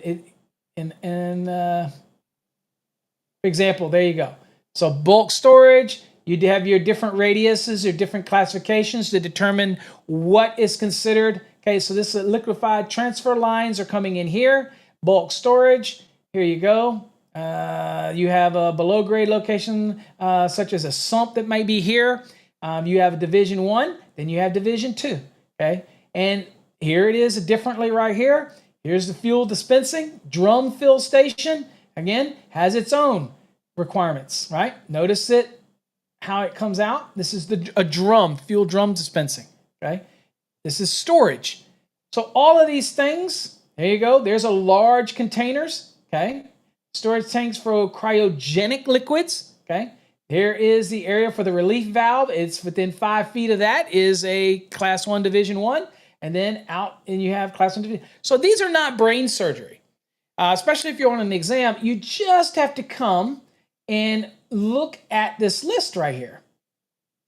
And this list is going to tell you the location, where that bulk storage is, what zone, what division it is. Okay, so you'll already know what the level of hazard is. And then over here, it gives you the extent of that, the parameters, 3 feet out, 5 feet out, 15 feet out, all of that. So again, not brain surgery. That's why I don't typically go too detailed into it, because all you've got to do is come and follow what the table says. That's it, okay? All right, spray application, dipping, coating, and printing processing. Hey, Paul, this might be something you deal with. All right, so 516 covers the regular or frequent applications of flammable liquids, and combustible powders by spray operation, I guess powder coating maybe, and the application of flammable liquids or combustible liquids at temperatures above their flash point by spraying, dipping, coating, printing, or other means. That's 516.1. That is the scope of what 516 deals with. 516 contains 5 parts, okay? Part 1 is general, going to give you the general requirements that you have to meet for this type of location. Number 2, it's going to talk about open containers that would be in this location. Part 3 is going to talk about spray application processes that are happening in this location. Part 4 is going to say spray applications, operations, and operations in membrane enclosures. And then part 5 is going to say printing, dipping, and coating processes. So 516 covers multiple applications that would be considered hazardous locations, specifically but in dipping, coating, and printing type of scenarios. Okay, and the only reason I'll show you this graphic here is that you can see, just like before, it's going to give you areas within the process where is that it has the classified, like that plane, right? The plane, around the plane. Same here. You're going to have areas that are in the area where the dipping takes place, where the spraying takes place, within different things, that you're going to have certain areas and distances from certain things that are going to require at different levels, whether it's a class 1 division 1, all around the area where the dipping and all that takes place. Okay, so kind of like this area encompasses all of this, and you'll get the dimensions on that. Okay. All right, so backing up a little bit and going now. So those were all locations we were doing what? What were we talking about in all those locations? We were talking about class 1 type locations, whether it's a div 1 or div 2. That's what we were talking about. Or whether or not we were just kind of overlapping a zone 0, 1, or 2, which all are basically referenced as a class 1. So I have all those same restrictions. Now, the zoning may have some different variables on it. You're allowed to meet either, okay? But most people, again, are going to meet the zone. 1 second. Okay, no need for y'all to hear that. But now we're going to look at class 2 division 1 locations. So what are class 2 locations? Combustible dust, right? So because dusts containing magnesium or aluminum are particularly hazardous, extreme precautions are necessary to avoid ignition and explosion. So 500.5C1, informational note, for example, remember 500 gives us the broad spectrum of the different types of conditions and the different types of materials, right? So it makes it very clear that magnesium and aluminum dust is a very high level of combustibility, right? And then, of course, class 2 locations are hazardous because of the presence of that combustible dust. But again, notice 500, that's where you get the information to qualify the location and the material, right? Then you're able to go into 502 and start finding the parameters for things like seal-offs and what you need to do, okay? Wiring methods, things like that. So always remember that. 500 is the gateway. Once you establish the location in the class and the groups, then you can go into specific 501, 502, 503, things like that. Dust ignition proof. What does that mean? Okay, in Article 100, it says means equipment enclosed in a manner that excludes dust and were installed and protected in accordance with this code, the National Electrical Code, which does not permit arcs, sparks, or heat otherwise generated or liberated inside of the enclosure to ignite exterior accumulations or atmospheric suspensions of a specific dust or near the enclosure. So, dust ignition proof means that inside the enclosure, you're not going to have dust get in. You may have sparks or makes or breaks in this environment. It's not going to allow it to get in so that you don't have the volatile buildup of this material that could cause an arc to explosion, and it's going to keep it from getting out. Okay? Again, does not mean dust ignition proof is adequate for use in something like a class 1 location. Absolutely not, okay? Unless it was marked suitable for both types of classes, okay? So in this case, dust ignition proof is for a class 2 location, okay? Now, that is a division. Also, remember that a division 1 means that it can this dust can be there under normal conditions at any given time. It's there, it's present in levels that could be combustible, right? Whereas a division 2 is like, it's only going to get to that level under a dangerous condition, a rupture or something like that would allow a breakdown, okay? So that's the easiest way I can tell people to remember it. If it's there all the time, and the volatile potential for an explosion is there every day. It's part of the process, whatever. It's part of the making of a product. It's there all the time. Then that's a division 1. If it only can happen during an accident, a rupture, things like that, then it's going to be less. It's going to be a division 2. Okay, like that. Remember, division 2 is more stringent than division 1. Products that are rated within a class for division 1 may be acceptable in a division 2, but it doesn't always mean that a division 2 can be in a division 1. You get what I'm saying? What does Anthony says? Division 1 is one before the explosion. Division 2 is two uh-ohs. There you go. All right, let's see where we at. No, division 2 would be, oh no, damn it. Division 1 would be like, uh-oh, boom. All right.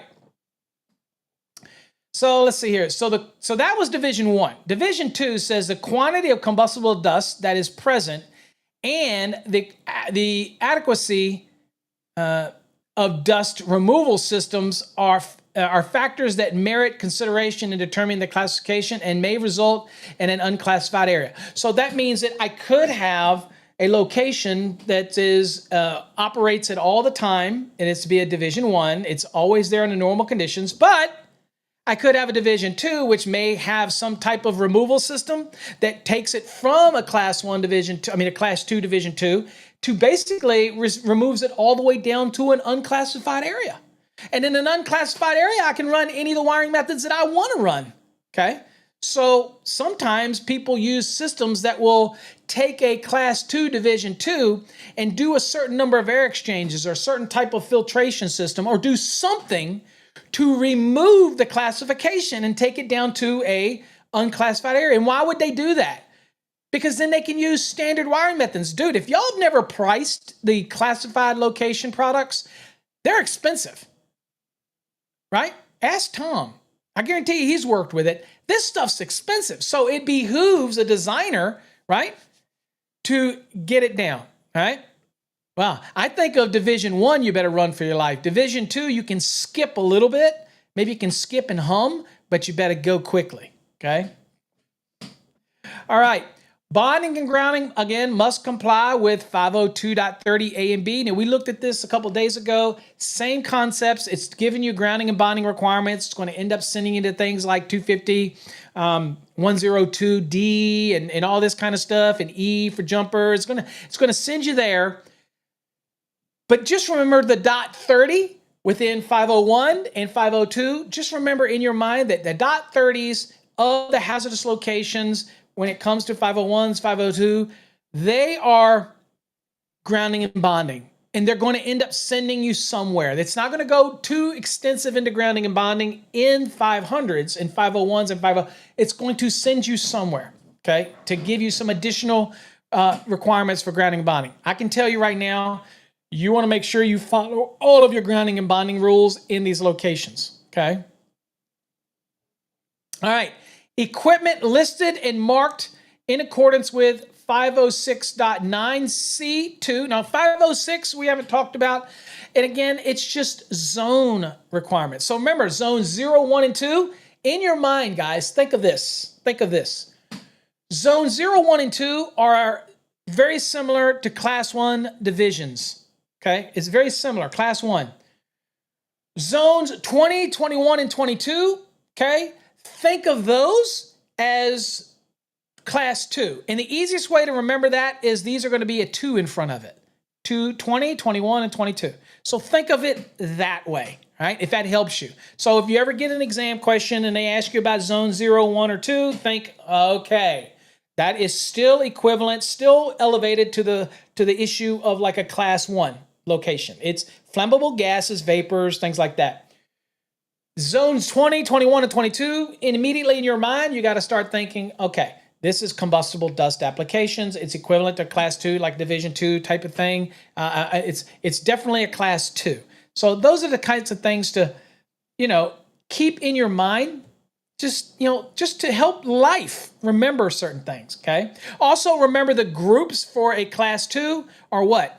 E, F, and G.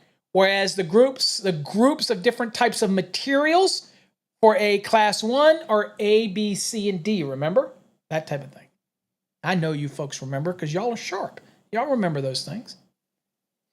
All right. Now, what are the wiring methods? You saw the wiring methods that we had before in previous episodes. Go back and watch them if you don't remember. So now we're moving into Class 2. All right.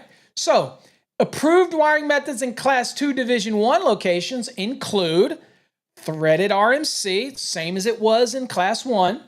Threaded steel IMC, that was the same in Class 1. Hey, there you go. Or type MI cable with terminations fittings listed for the location. So an MI cable, ain't nobody going to be messing with that. But if you did, you need to make sure that the fittings on the end are rated for the location, and the location be whatever the hazardous location class is, that type of thing. Type MI cable shall be installed and supported in a manner to have tensile stress at the terminations fittings. Again, this is all based on the specific types of fittings that you're going to get anyway for the class location that you're going to be using it in. I don't know many people that use MI today, okay? I just don't.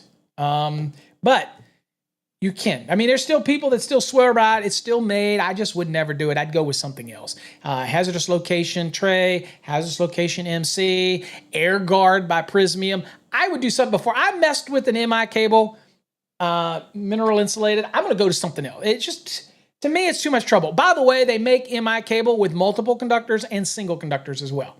Okay, if you didn't know that. If you've ever done it, I've only done it a couple of times. Making up the connections take me forever.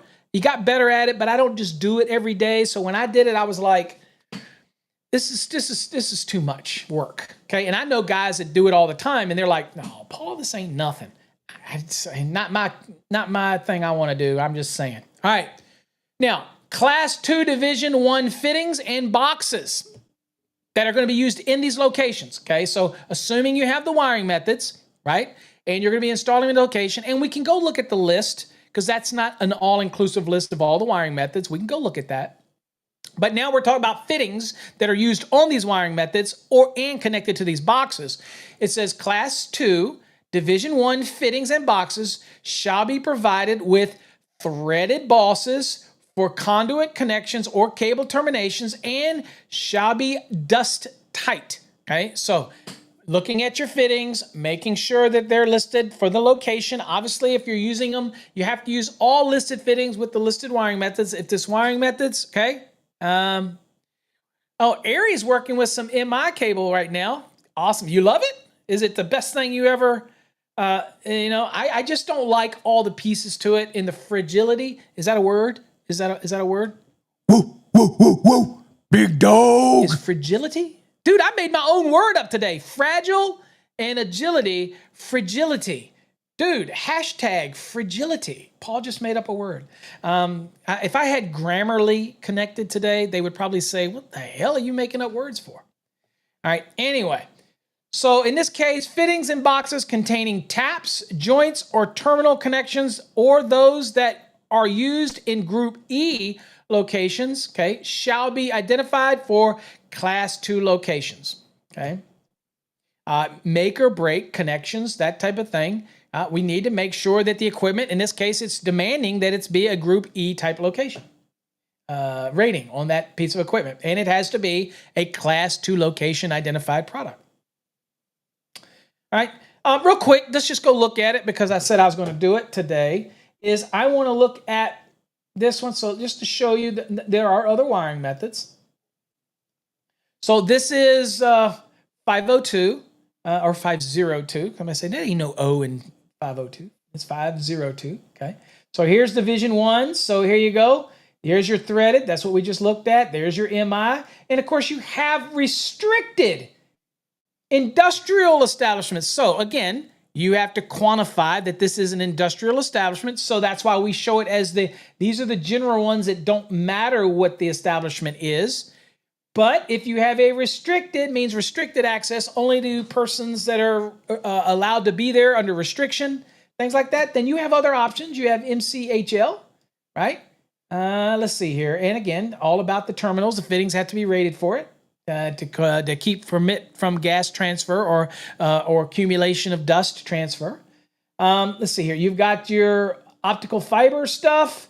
And here, again, restricted to industrial establishments. We have the instrumentation tray cable application. And then here you go. Here's restricted again. You have TCERHL, those type of things. Again, it's limited to 600 volt applications or less. Okay. And then, of course, here you have type P cable, that type of thing. So you have other applications. And if flexibility is needed, okay, and it is necessary for something like, then you have other types of, you can get some liquid tight flexible connectors that are pre-made, that already have the fittings on each end. They pre-made, they can be used in those locations.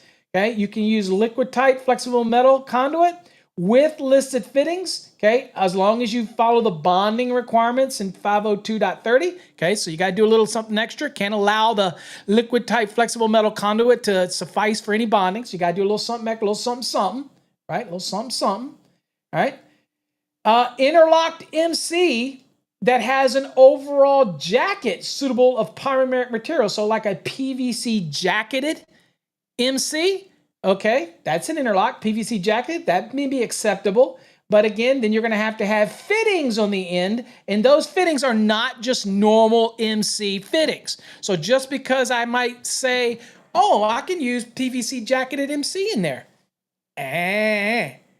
Not unless you can get a fitting that goes with that.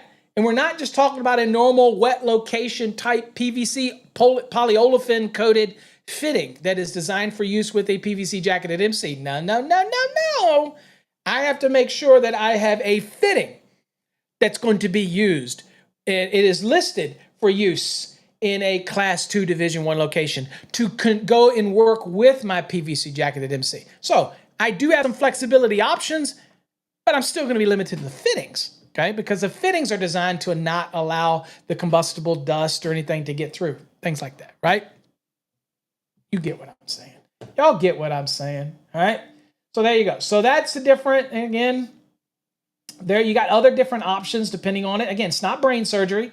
For those that are taking an exam, it is not brain surgery. When it comes to classified locations and applications, it's basically really just lookups. These aren't calculations for the most part. You don't have to, it's just know where to go. That's it. And know how to break it down. And I have shown you how to start at 500 and how to identify out where you need to be. It's not complicated. And then you just go through the list. Now, here's Class 1 Division 2. You see that I can use any of those wiring methods that we just talked about in 502.10a, right? I can use any of those, right? I can use any of these up here, right? You got to follow the rules, but I can use any of them, right? But then I have other allowances. There's the rigid. There's the dust tight wireways. EMT can be used, again, with compression type connectors, okay? I can use regular MC. Again, this is Class 2 Division 2. So as you can see, you have other options. And so that makes a difference for folks. Why we want to go from going from a Class 1 Division 1 to a Division 2 or a Class 2 Division 1. We want to get to it where we can get to a Class 1 Division 2, whether it's air exchanges, whether it's whatever we have to do, because the less restrictions, be honest with you, the cheaper the material, the cheaper the product cost. And if you can get it down to an unclassified location, just a normal location, whether it's air exchanges or whether you use some type of protection system that reduces it down to where it's no longer a classified location, then you can use the regular wiring methods that you would normally use, like EMT and all these other things. That's why we try to do that. Now, there are some areas in a building you just can't do that. I mean, you're just going to have to install the proper wiring method for the hazard that's there, right? Makes sense, right? Yeah, Anthony, static is a huge concern in a lot of these areas. Yes, static will build up on components. That's why bonding is so important. All those type of things, because again, differences of potential, creating an arc. God's sakes, you don't want to create an arc in a location where it's volatile. It might be the last time you do. Okay, I'm just saying. And then, of course, you have locations where it's natural gas, or you might have lighter than air types of gas that you won't smell it, you won't see it, okay? And it floats up to the ceiling and stays within 18 inches of the ceiling and accumulates there. You know what? When you're dealing with hazardous classified locations, you don't have to, it's not brain surgery. It's just that you have to take and understand what's being installed in these locations, right? And yeah, you have to, some of these receptacles that have the sleeves on them, or even pin and sleeve, have long sleeves so that the make or break is housed within the enclosure so that it is not subjected to the volatility of the surrounding condition. Very unique devices that have to be used if you're going to be installing them in these areas that are classified. That behooves you to install them in areas that are not classified, because those devices are, like Anthony says, expensive. And dude, if I can do something as a design professional and keep the classified area confined and then locate most of my electrical needs outside of those areas, my price is going to be less, the job's going to be quicker, less scrutiny by the inspections. I'm going to get in and out, okay? But again, the design professionals, engineers, they should be looking at these different things. Sometimes you got to put something where you need to put it. But I always used to look at the design and say, can I put this out here? Can I put this out here? Can I keep this out of that classified location if I can help it? All those type of things. Now, that was what I tried to do. Okay. All right. Next, let's look at a Class 3 location. Class 3 locations, equipment shall be able to function at full rating without developing any surface temperature high enough to cause excessive dehydration or gradual carbonization of accumulated fibers and dust. So basically dry it out, let the heat temperatures get so high that any dust, any of these flyings or fibers that would accumulate on it, to get to the point where it gets so hot that it now carbonizes and lowers its ignition point. Okay, so we have to be very careful of the equipment and understand the surface temperature values, because what we don't want is to have anything that could get on it and dry out to the point where it could make it easily ignitable. that type of thing. Okay. Now, 503 deals with that hazardous location for flyings and fibers. Okay. In addition to Article 500 requirements, again, so 500 is where you're going to go to quantify where you need to be.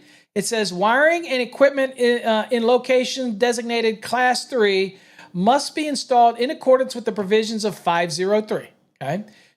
Ignitable fibers and flyings include things like, in case you didn't know, what are you talking about? Are you just talking about wood chips? Or what are you talking about? Well, it includes rayon, so it could be in a manufacturing facility, for a clothing manufacturing facility, cotton liners, cotton waste, sisal, I have no idea what that is, henequen, I have no idea what that is, istil, I have no idea what that is, jute, I do know what that is, hemp, there you go, toke it up if you got it, but that's not going to get you high, it's hemp, okay, you know what I'm saying. Tow, coca, fiber, whatever, ballade, waste, capote, whatever, Spanish moss, believe it or not, that's always on an exam question, Spanish moss, excelsior, and other materials or of similar nature. Okay, now this actually is all listed, the different examples of this are listed in 500.5 D1, informational note number 2. Some of these, I don't know what they are, but that would be good to let us know what that is. Like, for example, Spanish moss. I don't know what the hell Spanish moss is. So let's go to the trade hog. I don't know what the hell that is. I mean, I know what it is. I've seen it on trees. Let's see here. Let's go to trade hog and say, in terms of electrical installations, what is Spanish moss and why is it mentioned in Article 503 of the 2023 NEC? See, I'm being very descriptive. I want to see what it has to say. I don't know. Let's just use the easiest one, because I kind of know what Spanish moss is, but I'd rather use one that I know to see. Oh, okay. So in context to electrical installation, Spanish moss is mentioned in Article 503 of the NEC, which deals with Class 3 locations. Class 3 locations are areas where easily ignitable fibers or materials producing combustible flyings are present. Spanish moss is specifically mentioned as an example of such material. And it goes into yada, yada, yada. All right. In mentioning Spanish moss, the NEC highlights the importance of recognizing and mitigating risk associated with natural materials that can become airborne. I guess the Spanish moss can float up into the air, right? Right? And poses fire hazards in certain industrial or architectural settings. So here's another example of how we use trade hog. I'm going to say, but what is Spanish moss? And where might we find it? And so let's do it here. Let's see what the hog has to say. We're working the hog today. Spanish moss is a type of epiphytic plant. I don't know. That is commonly hanging from trees, branches in warm, humid climates. Absolutely. I've actually seen it down in St. Simons in Georgia when I was down there teaching. I've seen it up in the trees. It is not true moss, but rather a flowering plant that belongs to the bromelid family. Spanish moss is characterized by its long grayish strands that drape over the trees, giving a distinctive appearance often associated with the southern United States. You can typically find Spanish mosses in the southeastern United States, particularly in states like Florida, Georgia, Louisiana, South Carolina. It thrives in an environment with high humidity and is commonly seen on live oaks and cypresses. In the context of electrical installation, Spanish moss is mentioned in the NEC because it can produce combustible flyings, which are small particles that can become airborne and pose a fire hazard in certain environments. This is why it's relative. Okay, so it's just giving examples to that. Okay? Dude, trade hog. Dude, I'm just saying. Wow. For the win, trade hog. Woo, woo, woo, woo. Big right. dog. All right. So let's talk about, so it's there, these levels of fibers and flyings that are easily combustible, there at all times. They're in the location, wherever you're installing, it's there all the time. If I'm installing a facility outside and I have the Spanish moss, or I'm installing it in a cocoa plant, or I'm installing it somewhere where there's a rayon facility producing cotton fibers that can get airborne, all that, if it's in the air or it's in the environment constantly under normal use, that's a class 3 division 1. Okay.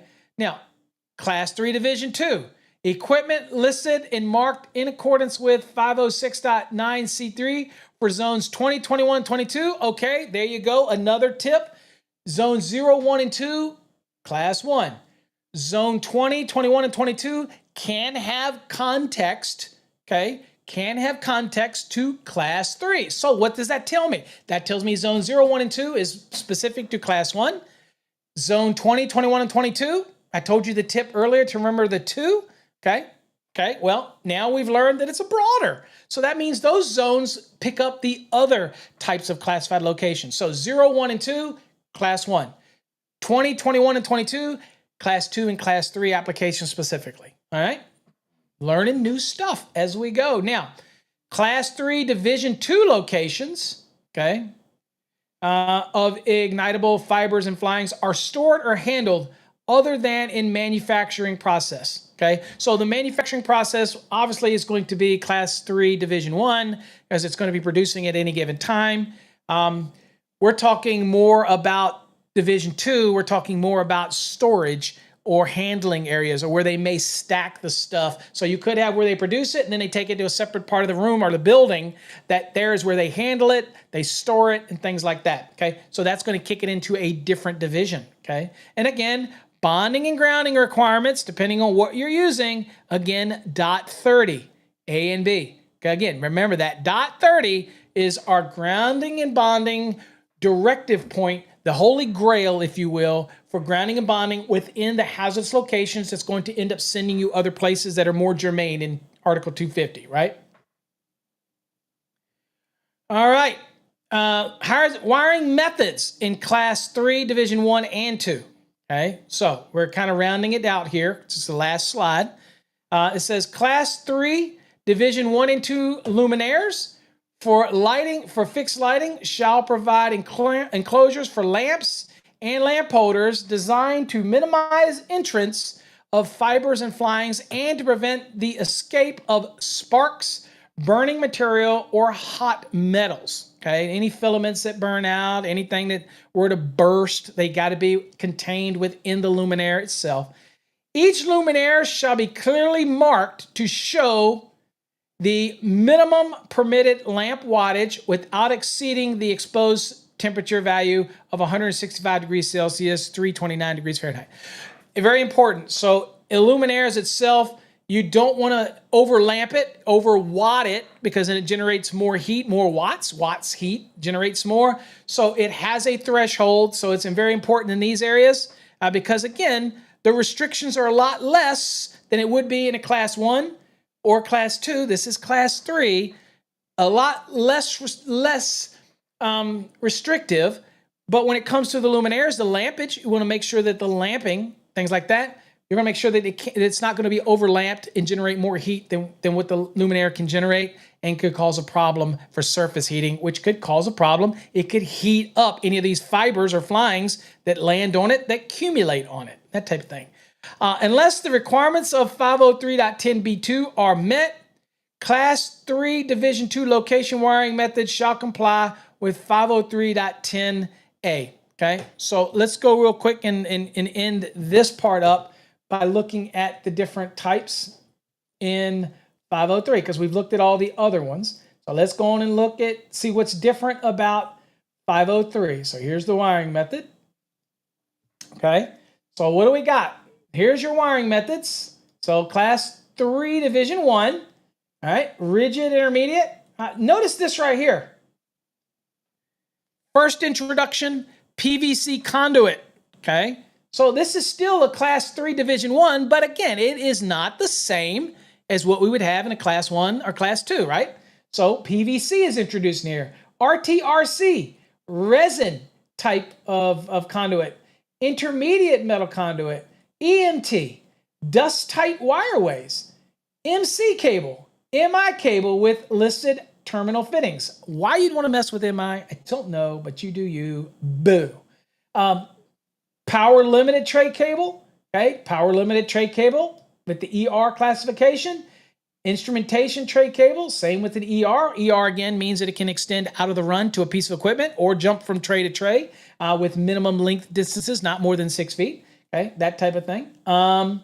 Medium voltage, normal tray cable, and regular. This is power and control, by the way. So you have the ER, okay? And you notice there's no restriction. But you do get down here and you say, well, what about that type P, which is amazing to me because type P is like shipboard cable. You could beat that shit with a damn brick. But anyway, it's still only used in restricted industrial establishments as of right now. Okay, there you go. Let's see. Let's see here. All right, and of course with boxes, it says all boxes and fittings have to be dust tight. Okay, so again, you got something that might meet the class 2 division requirement. If they say they're dust tight, then they might still be usable here in this application if they're listed as dust tight. And of course, you have flexible connections here. Again, you can buy flexible connectors that are already dust tight and made for that location. You can use LFMC with listed fittings. You can use liquid type flexible non-metallic with listed fittings. Again, you still have your bonding requirements because it is non-metallic, by the way. All right. And you're using it for flexibility, so it usually means it's connecting onto another type of wiring method. So it may have been like a rigid, and now you're connecting this onto it to get to something where you need the flexibility. Okay, so you got to remember, still got bonding. You got to go between one piece to another. Still got to meet the bonding requirements. So you got that. So that's why it makes reference to dot 30. Interlocked MC, okay, having an outer jacket of suitable polymeric material. And uses listed dust tight terminal fittings. So again, not PVC jacketed MC with standard fittings. They have to be dust tight listed. Okay, easy to find. Flexible cord. You have very limited application with cord, but sometimes you do have the flexibility to run cord to certain pieces of equipment. All this type of thing. And then of course you have restricted again for industrial for type P, that type of thing. Okay. All right. And of course, you have non-incentive wiring. We talked about that a couple of days ago. But you're permitted to use a non-incentive field wiring, permitted using any of the wiring methods permitted for unclassified locations. So that would be any of the normal wiring methods you would use every day of the week. It is non-incentive. So what non-incentive means that it does not have the ass to cause a fire or to cause something to auto-ignite. Okay? That's the easiest way I can say it. I know I'll offend somebody by saying that. Paul, why'd you have to say that word? Dude, I'm either going to hell already, or you know what? If a murderer can ask for forgiveness and get in heaven, then I'm okay. I think I'm okay saying the word ass. I think I'm okay. I'm not going to lose sleep over it. Okay? All right. All right, reflection. Take a moment. Reflect on the different classifications. Class 1, Class 2, Class 3. Class 1, gases, vapors, flammable liquids, things like that. Class 2, combustible dust, okay? Class 3, combustible fibers or flyings, okay? There's a Division 1, Division 2. Division 1, more restrictive than Division 2. We should always be trying to get from a Division 1 to a Division 2, or from a Division 1, depending on our protective system, we'd like to get it to an unclassified location. Why? Because unclassified locations, we can use any of the wiring methods that we want in Chapter 3. We're restricted once we're in the hazardous classified locations. So we always want to try to get to unclassified so we can use whatever wiring method we want, okay? It's less money, costs less, jobs are more affordable. You're going to win the job probably, all right? So I'm just saying, okay? Thus the reflection. What else do we have to remember? We have options for the wiring methods and we have flexible options, those type of things. So remember, if you're lost anywhere, we did it. It's a 30,000 foot view because I just don't think hazardous classified locations are as hard as people want it to be. Now, where can it get hard? If you're that guy out there that wants to be the expert on all the different types of flammable materials, you want to learn all the auto ignition points. If you want to learn the different types of materials that combust and what does gas combust at, that's the stuff that you can dig deep into. As an electrician, I don't have to dig that deep, but maybe you want to dig that deep. So get into a hazardous location program. I quote code and I can go look at it. I can teach you code. But I am not the kind of guy you're going to hire to design a hazardous location. I can do it to code. But if I'm being hired to determine whether or not this fuel or this liquid or this thing is of a certain ignition point, no. I'm going to go to the manufacturers. I'm going to ask the people, and here's how I did it years ago. If there's a fuel there, I went to the people that supplied the fuel and I said, give me your product sheets. Let me know the temperature values. Let me know everything about your fuel. Then I would go to another location. If I was getting equipment from a manufacturer that makes the boxes, like Eaton or Cutler Hammer or whoever it was, or Snyder, I'd go, hey, give me everything on this for a location that has to be Class 1, Division 1. Give me all of your equipment, the boxes, the fittings, the wiring, everything that you can give me. And I used to keep a folder with all of the stuff from the different manufacturers, the different products, okay? Because while I may not be initially designing the classified location, I would use that folder to go back and look at it and make sure that the engineer wasn't missing anything, right? And when I was a plans examiner and when I was a head of engineering for the city of Richmond, I had a binder that I would open up and I would just double check them real quickly. I mean, they know what they're doing, but if it was a classified location, I'm looking at it going, okay, yep, there's a seal offs. Okay, there you go. There's that. Oh, there's a box. Oh, it denotes that box as an explosion-proof box because it has a make or break in it. It's in a Class 1, Division 1 location. Or, okay, boom. Let's see. Okay, it's got a seal. It's got seals, okay, so it's meeting 501.13, or excuse me, .15. It's got the seals. It's got the seals within 18 inches of the box. Okay, good. That's all I had to do. That's all we did reflect on. So I think a lot of people, when you watch these last 4 days, you go, well, Paul, did you go really, really deep into hazardous location? And the reality is, that's as deep as you have to go. You just need to know how to look things up. You need to know if they give you a fuel dispensing pump on an exam question, then you need to look at it and go, okay, all right, well, I just need to know that, okay, well, if I'm looking at a fuel dispensing, you're like, okay, in my mind, you're thinking, where do I go? 514. What locations are we dealing with? 500. I'm dealing with a Class 1, Division 1, right? Class 1, Division 2. I know what I've got. Boom. Now I hit 514 and I look at it and say, okay, fuel dispensing. Okay, 18 inches up, 20 feet out, 18 inches around the dispenser. Got you. Seal offs. Okay, got it. That's all you have to really do is, like Tom says, just check all the boxes.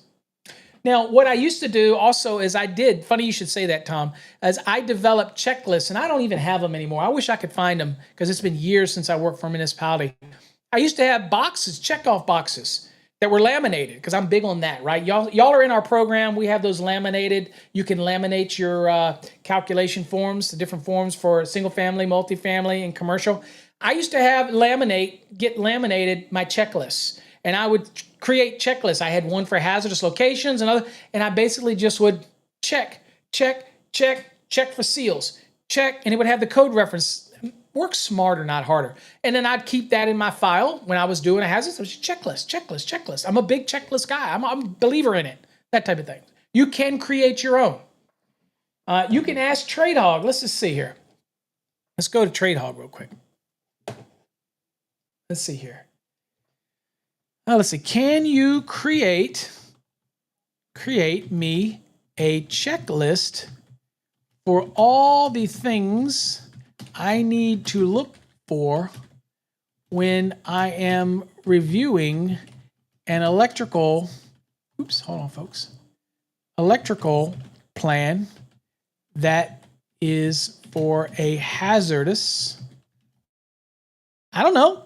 Let's see. See what it says, dude. Let's see.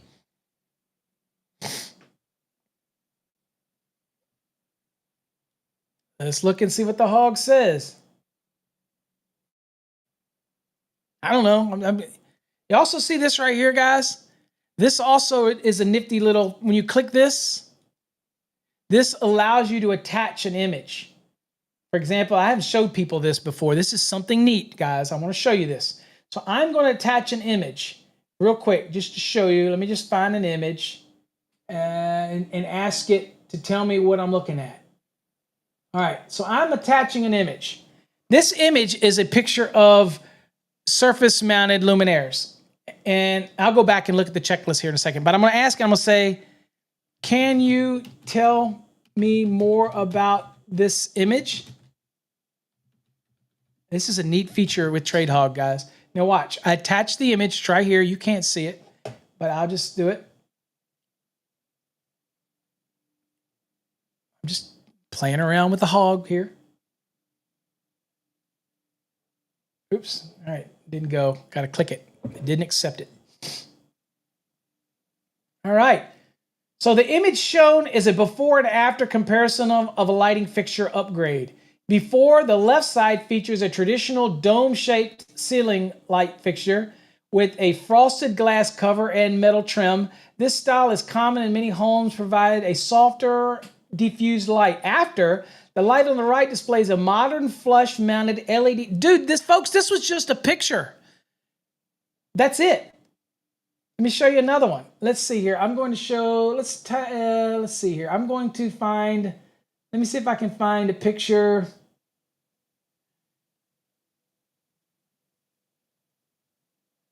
Okay, a picture that I'm attaching here is showing the process of EV charging. It shows 4 different things, from the charging to the charger to everything. It's just a collection. I'm going to ask it to explain this image.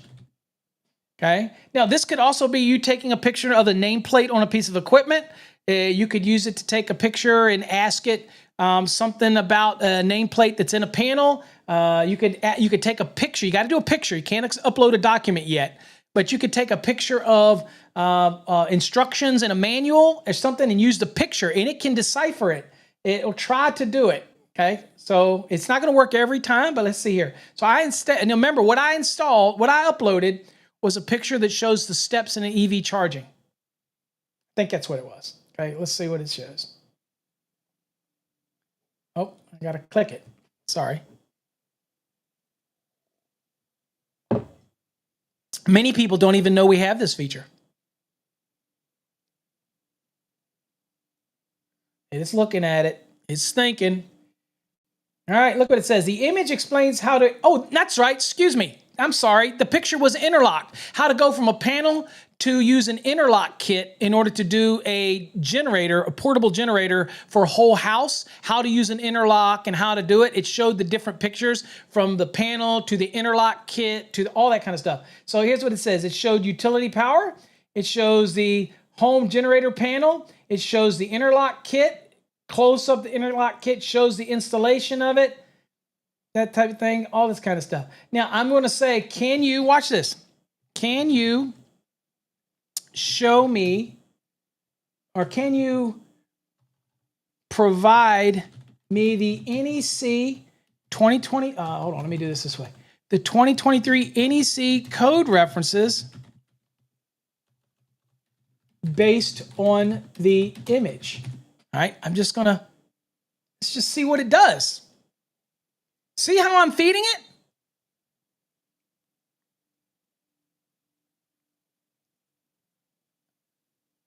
Check this out, guys. Really.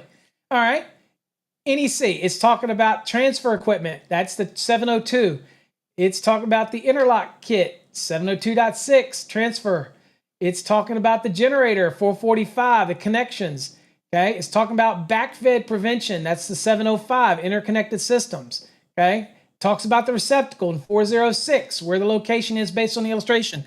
Guys, can you not see how the TradeHog could save your day out in the field? That, my friends, was an amazing demonstration of Trade Hog. And we're making it better and better every day. And how is this different from ChatGPT? You saw how ours was more specific to code references. That's the difference. All right, let's spin this wheel. Let's give away some goodness or get you on the drawing.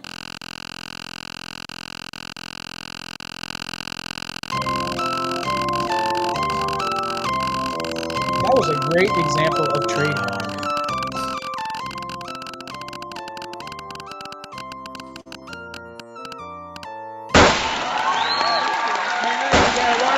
Coming to Rob Nickman. Rob Nickman. All right, I know it moved, Nickman, but I know who you are, Rob. So you get a wire waffle, even though it's scrolling now. Doesn't matter. You were there first, Rob Nickman. Okay, so you're going to get a wire waffle. Send me your address so we can send it to you.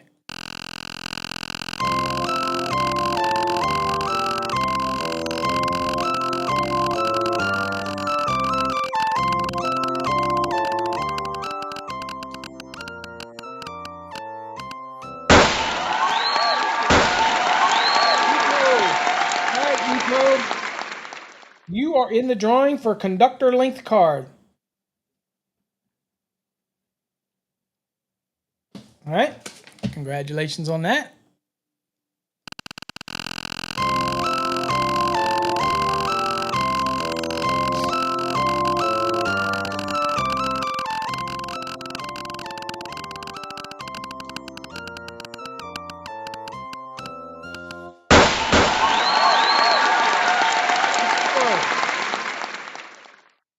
You also won a wire waffle. Send me your address so I can send you a wire waffle. Congratulations. I have a limited number of these wire waffles, so hopefully I haven't given away all of them by yet. They're ready. Some of them are ready to go out. They're already boxed up. We just haven't gone out yet. Trade hog. Look at that. Now, you're in the drawing for the trade hog. We just showed what the hog can do. All right, so you're in the drawing for the trade hog. And oh, by the way, we have also incorporated the new X Gronk or Gronk, whatever it's called. There are pieces of it that we have incorporated into the hog. We don't like it 100%, but we have incorporated certain pieces in there with our own unique type of structure and how we do the prompts. So again, it's just getting smarter and smarter. It really is. Is it 100% foolproof all the time? No, nothing is. Even experts are wrong from time to time. But at the end of the day, great resource. All right, last drawing for today. We can get out of here. I've kept y'all too long, but I swore I was going to finish that hazardous location today.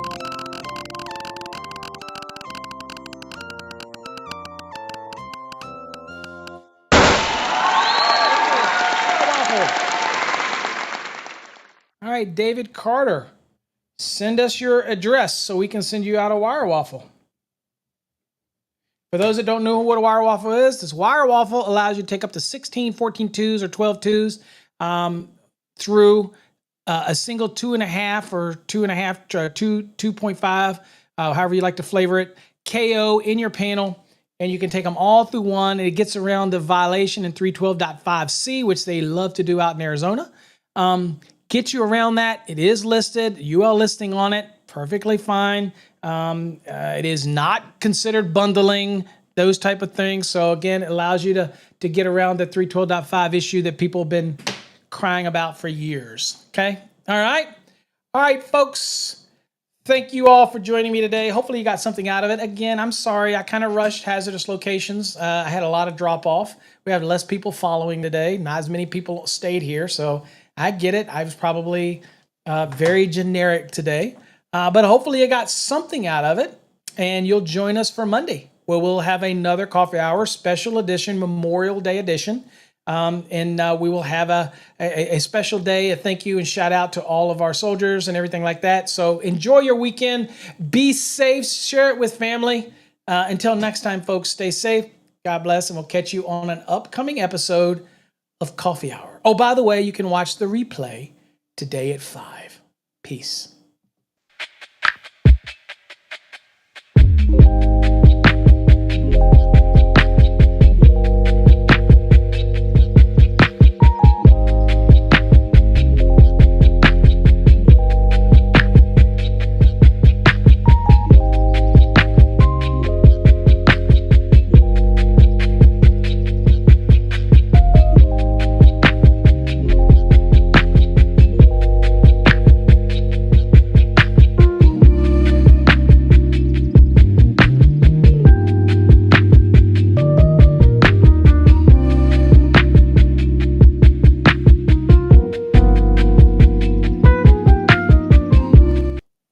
daggone well that it's Friday and I waited for some of you just to take off, but we're going to spin again. Let's go.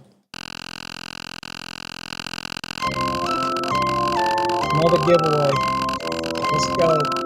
All you people that are so quickly to click away, just saying.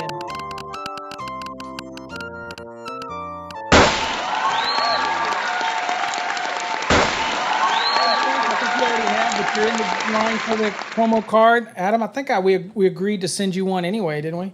I have to go back and look, and Jeff's handling that. But anyway, we got you for an NFC promo card. For those that don't know what they are, these can be reprogrammed to anything you want them to be.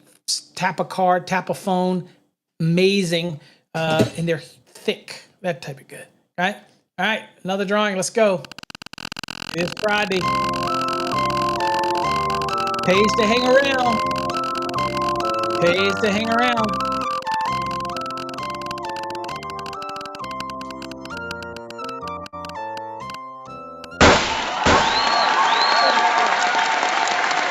There we go right there, Rob. There you go. Melting Toast. Rob Nickman is going to be for the Trade Hog. All right. Last one. I'm going to spin. This one, I don't have to spin the wheel. Whoever wins this one is going to get 12 months of access to Trade Hog. Ready? Whoever wins, no drawing. Whoever wins is going to get 12 months access. You'll email us, get us your information, and we'll get you hooked up with the Trade Hog. But here you go. Let's do it. Whoever wins, special, instant win, Trade Hog. 12-month access to our light version of the Trade Hog. Let's go. Who's going to win it? Oh, wait a minute. Screw that. There you go. Trade Hog. All right, so whoever wins is going to get 12 months instantly, or not really instantly. We still got to set you up. But let's go. Ready? Trade Hog. We're going to give you the light version, 12-month access. Let's go. And that's expensive for many people, right? $9.95 a month. We're going to give you 12 months. Ready? 12 months instantly. Let's go. Let's go. Who's going to win? Let's go.